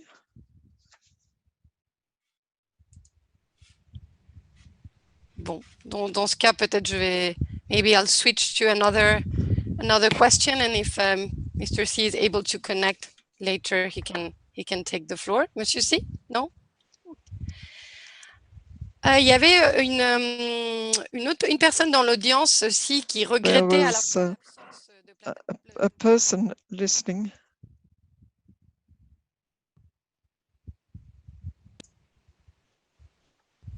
We seem to have lost the sound.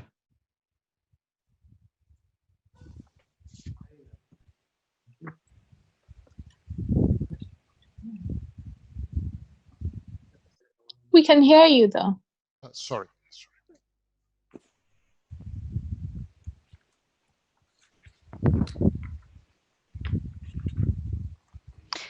Okay, I hope you can hear me now.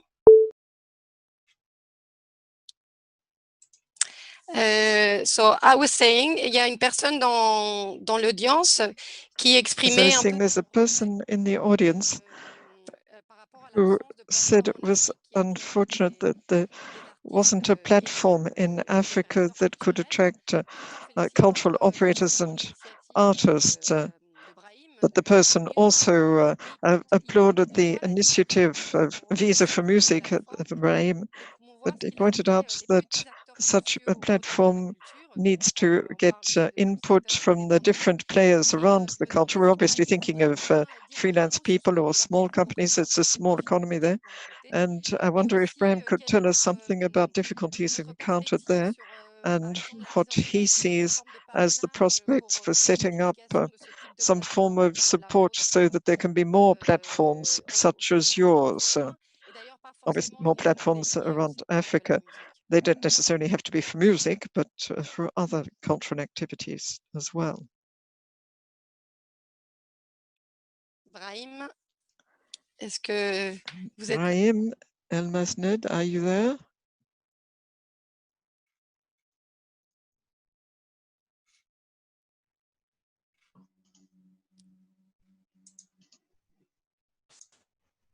Brahim? Are you there, Brahim? Ah, apparemment, Brahim nous a quittés. Okay. Ah, apparently he's no longer with us.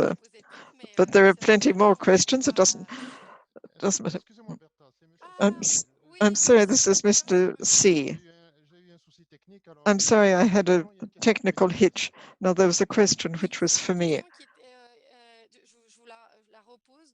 I'll repeat the question. It came through the Zoom chat form.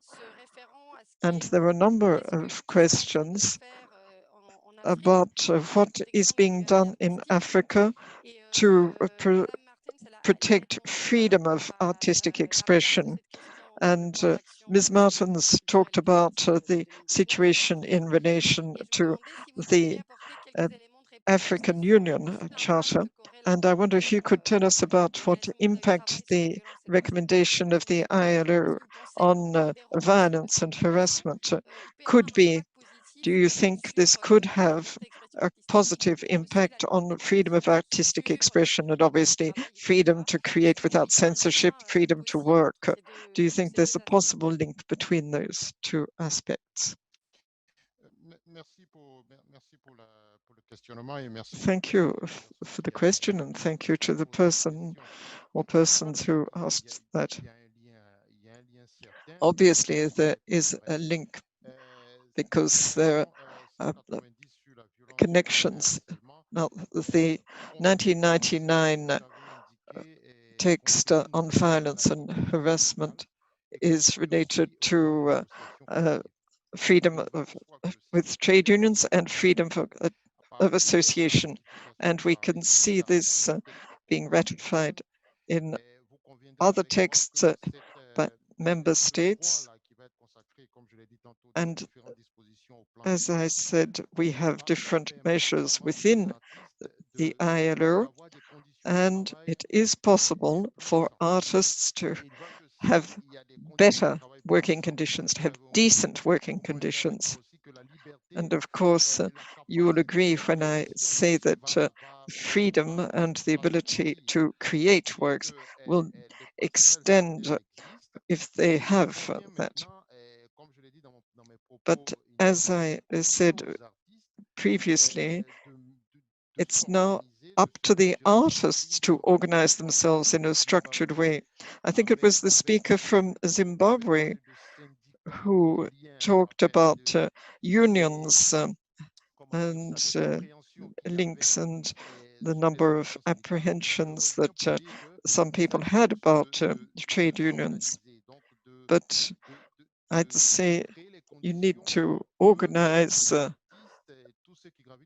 things so that artists and everyone to do with music can express their opinions and can also speak on behalf of the people they wish to represent. So that's the answer I can give you just here. And of course, when you're not subjected to violence or harassment, obviously you have greater freedom to do creative work and to be part of national discussions and debates related to the status of the artist and to music and other cultural work. So that's what I could say, but I'm also here if you have any other questions. I also saw in the chat room that there was one person who said several times that artists often bring things upon themselves. I think it was Monsieur Titi-Combier. I don't think that you should be too worried. I think you should continue to train them. Certain issues are not always easy to understand. Even ourselves, who are specialists in the area, have to admit that the world of artists is a world that has idiosyncratic, it has its own complexities, it has its own inconsistencies when compared with other sectors of activities or of work. But we have to continue to inform artists. The more they are informed of their rights and their duties, the better they will be able to fly the flag of enhancing respect and their rights. Thank you very much. Brahim unfortunately had to leave us. Maybe I can formulate the question somehow differently and address it to Lisa from Nimbe Trust, for instance. So we have this participant who was regretting the fact that there are very few platforms to showcase African artists in Africa. He was praising the festival that Brahim organizes, Visa for Music, but he was somehow regretting that maybe these kind of platforms, whenever they exist, they are not so accessible for what he called the small social actors around culture. So I understand by that the independent artists or even independent cultural operators. So I was maybe want to hear from you. What do you think is the main obstacles for independent artists to reach those platforms? And maybe is there a way, for instance, for a Visa for Music or other similar platforms to enter into a kind of mentorship to help build up a similar platforms around in Africa? Do you have any views on that?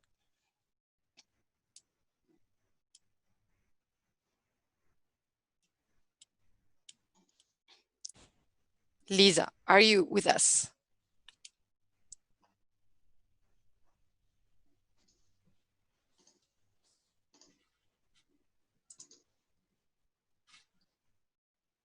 Okay. Apparently Lisa also left us. So Mr. Kimani, would you like to share your views on this issue about platforms for showcasing African artists and the possibility of increasing the number of such platforms, but also for independent artists, not only for well-established cultural professionals? Yes, I do think that it's really important that we build mentor for space because the platforms that we have are far too few. And of course, music is quite dominant, so therefore it tends to have more possibilities. But the creative sector itself is very broad. We have film, we have visual artists with all sorts of, we have animation, we have all sorts of other forms that could actually find space. I think the future really is some kind of subsidy for the development of such platforms, and that could actually come through corporate, government, and sector partnership. And I think that because the nature of the sector is such that you cannot compete with the big players. You work with small monies. You should be able to get your $20 or $10 immediately. Someone views your piece or is able to view your work, and you get that directly on your either M-Pesa or or whatever account you use.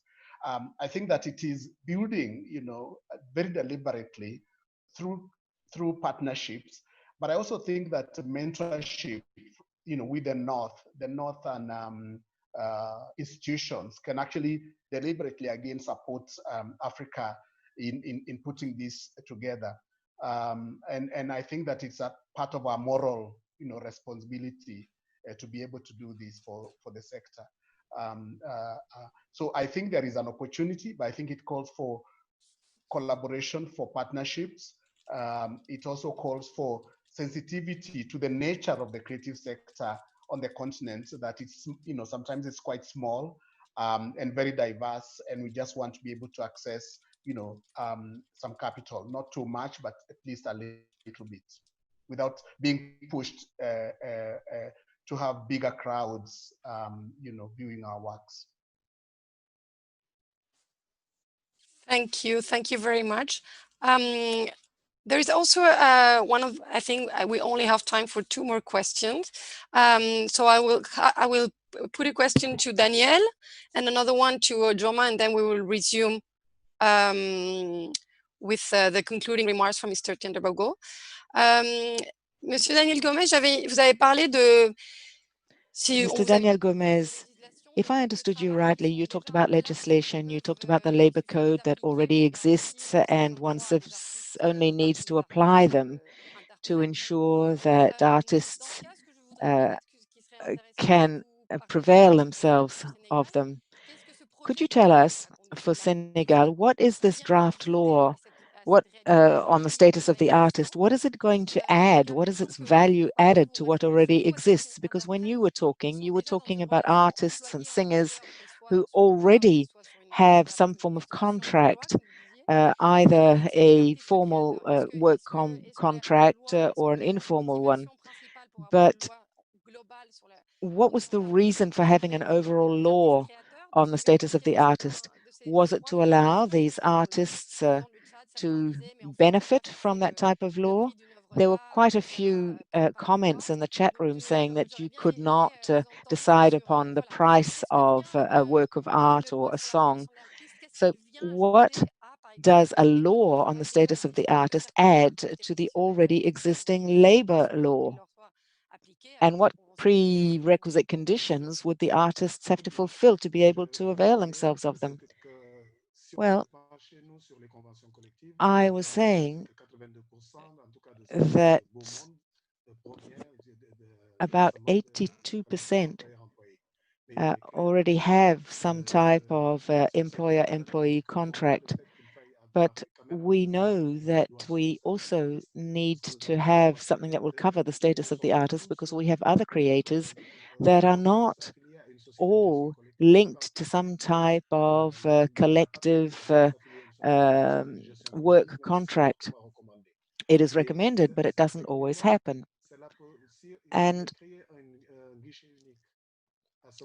this law helps to create a single contact point, and all of those who are under contract will have that one single point where they can help, that they can connect up, to others, with a group of workers personally, so that they can work together without having to be in an association. But they would still have their artist status recognized. And for the status of the artist, we also have to talk about those who work in the entertainment business.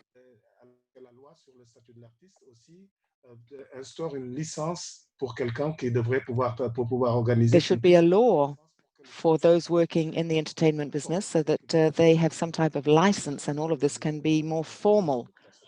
This is what the law will help us do. Thank you very much, Mr. Gomez. Ojoma, I have a very last question for you on digital. There was a question in the chat, maybe you saw it, about the fact that the new normal, let's say the post-COVID crisis and the accelerated transition to the digital, calls for the urgent need for a one-stop royalties platform for African artists. And the person was saying both at continental and at country levels. And I was wondering, I wanted to hear from you your thoughts about this, and also whether you think that this Pan-African Intellectual Property Organization that Mrs. Martens was speaking about could be a first step in this direction. And since I have you, there is a related question on the YouTube channel also about how departments of art and cultures and the permanent in charge of science and technology could have I think there was a question for me about collection of royalties from Akwasi in Ghana. Yes. I'd dropped a response in the chat, but happy to go through it again. So I was saying, Akwasi, that I think that collection of royalties is perhaps more effective at a local or a national level, with institutions on the ground that understand the legal system, the justice systems, the different clusters of activity, and so on and so forth. And that collecting societies already exist, particularly in the music industry, but not exclusively. And so I was giving examples from around the continent, like SAMRO in South Africa, COSON in Nigeria, GAMRO in Ghana, which is the collecting society for the music industry in Ghana. And saying that in terms of what UNESCO and perhaps the AU can do to support is around building the capacity of these collecting societies for them to be more effective at understanding their role, developing their collection mechanisms, developing transparent processes through which they're remitting royalties back to artists, and so on and so forth. I also talked about, with the Africa Continental Free Trade Agreement kicking in soon, that there will be need for Africa-wide protocols that shape how collection of royalties is done across the continent. I don't know if that already exists. It probably does, and maybe people that are more versed with the law and the protocols can say more. But I think it'll be useful to have those protocols that guide how collecting societies operate across the continent, such that if an artist is working, for example, from Nigeria, and they're working in Ghana, say, there's a way that royalties can be, or rather their work is being shown, there's a way that their royalties can be collected cross-country. I don't know that that's happening at the moment, but I think that will be something useful for the AU to perhaps look at. And then final point from me, I think there's a role for advocacy around the general public, consumers of content, understanding the role of collecting societies, but also governments empowering the collecting societies to ensure that they can also collect royalties from TV stations or hotels or various other users of content. In Nigeria, for example, there have been lots of sort of tensions and lots of disputes that have ended up being resolved because in many cases, the collecting society has been supported by the law to hold organizations to account, whether it's through the courts or through the broadcasting corporations enforcing and insisting that media houses must pay royalties, that sort of thing. So I think there's a role for advocacy there to ensure that the different support mechanisms for collecting societies are actually supporting them and empowering them to work. I hope that answers your question, Akwasi, but that's my response on that. It does. Thank you so much, Ojoma. Et donc, je pense qu'on a le temps d'une toute dernière question. I think we just have time for one last question, which I will ask to Monsieur Trende-Bioko, and then he will be able to conclude at the same time. This is a question that was asked in the Zoom chat. Somebody asked us, what are the most striking initiatives that UNESCO has set up over the last few years to help states to formalize the cultural and creative sector? And the same person was wondering exactly what, according to UNESCO, would a formal creative and cultural sector look like? And there was another question, somebody who also asked about the relevance of having a type of best practices forum on the status of the artist. Could UNESCO perhaps put forward this idea of a platform, of a forum? Well, thank you very much. First of all,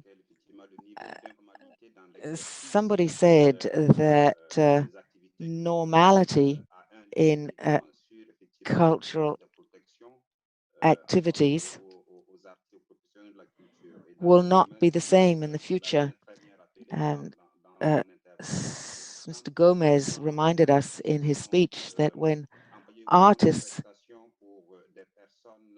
work for legal entities which do not respect the labor laws, then often fees are not paid back to the original artist.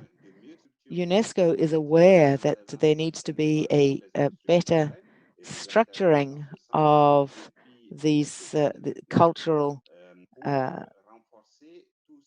aspects, and for several years now we have been working to try to strengthen regulations and the governance that is linked to the creative sector.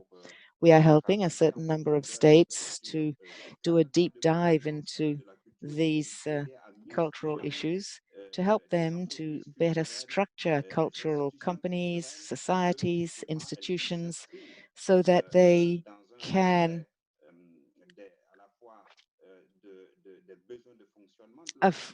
put forward the respect of artistic work, but also all of the regulations that exist that pertain to the artistic and cultural work sector.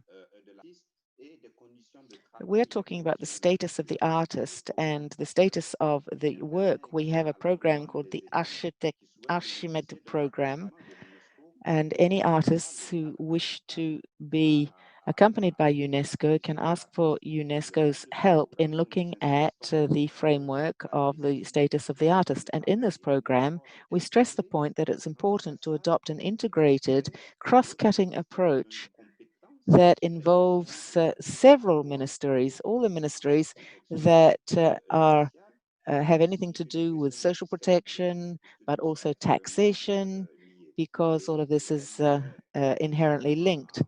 And I'd finish by saying that UNESCO wants to pursue this work, is engaged, and after the COVID-19 pandemic and its impact on the cultural sector, we actually have a COVID page on the UNESCO/creativity website where we document the best practices in protection of the status of the artist. This is an ongoing piece of work, and I'm happy to announce that in October, we're going to be launching a toolkit. And in this toolkit, we will be helping states so that they can better stand up to the consequences of COVID-19 and better protect artists.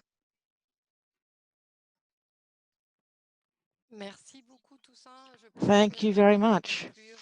I think perhaps that brings our questions to an end. We have gone way over time, so perhaps you can continue and conclude this webinar. Right, well, very rapidly, I would just like to thank all of the panelists, all of the participants and the interpreters, all of those who have been present this afternoon and who have allowed for such a very interesting exchange to take place. I would like to underline the different points of view that we have raised. There's also been great geographic and cultural diversity in the African continent, but also the diversity of the voices heard in the cultural industry. We have heard people talking about governmental priorities. We have heard researchers. We have heard representatives of artist associations, non-governmental organizations, and so forth. I would like to come back over three things that I think are essential. We've talked about the economic impacts and the urgency of better protecting the rights of those working in the cultural sector. The question here is, how can artists live better from the fruits of their work? How can they have live better from the income from their work? You have underlined a lot of the priorities. However, even if this protection were to become reality one day, we must admit that without a true policy that would protect diversity, the artists would not be able to benefit. And this leads me to the second issue I wanted to raise, and that is the acknowledgement of the work of these people in their lives and in society. It seems that there is a link between the recognition of the role of the artists and the actual remuneration that they receive. The more a country recognizes the role of the importance of the role of these artists, the more their protection is reinforced. So therefore, we have to continue to raise awareness of political deciders, but also of public opinion. And the third consideration has to do with freedoms and the right to regroup in organizations for collective bargaining to allow artists' voice to be heard. ResiliArt is global, a global movement where we can all look at the challenges that the artistic and cultural sector is confronted with, and that the COVID-19 pandemic has only brought into greater light. ResiliArt has been designed by UNESCO, thanks in partnership, therefore. It is a movement by artists and for artists. All regions the world over have come together independently to organize 132 debates to date, so that the artistic community has platforms on which they can express their anxieties and put forward their suggestions. The artist's condition is one that has been at the heart of nearly all the ResiliArt debates organized in the world, because the crisis has given rise to a paradox: the central role of culture in the resilience and the cohesion of our societies, and at the same time, the fragility of this situation in which those who nourish our societies, i.e. artists and professional people working professionally in culture.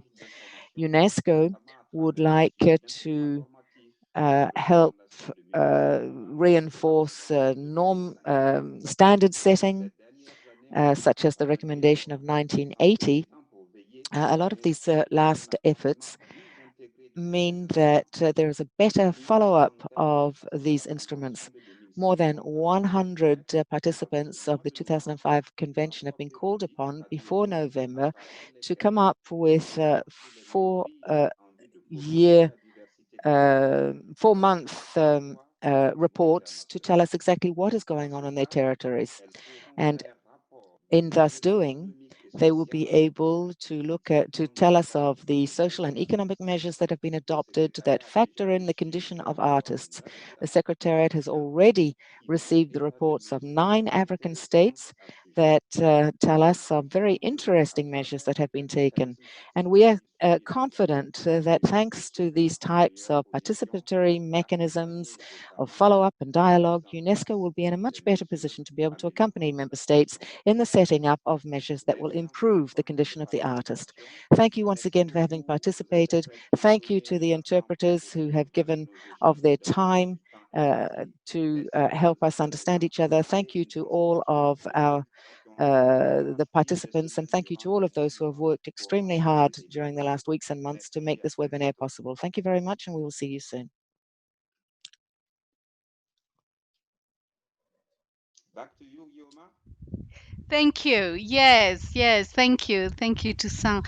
And we arrive at the end of this session. I just would like to thank you all and will not take more time and not more conclusions, but just to say all the presentations we had today will be made available as an annex to the report of this ResiliArt debate. You will have also the recordings of the different sessions, and if you want to go through that again through the Facebook pages, our websites, UNESCO ResiliArt web pages, and also regional offices Facebook pages. Again, thank you very much. Thank you for joining us today. It's been super interesting, and we need to move to action.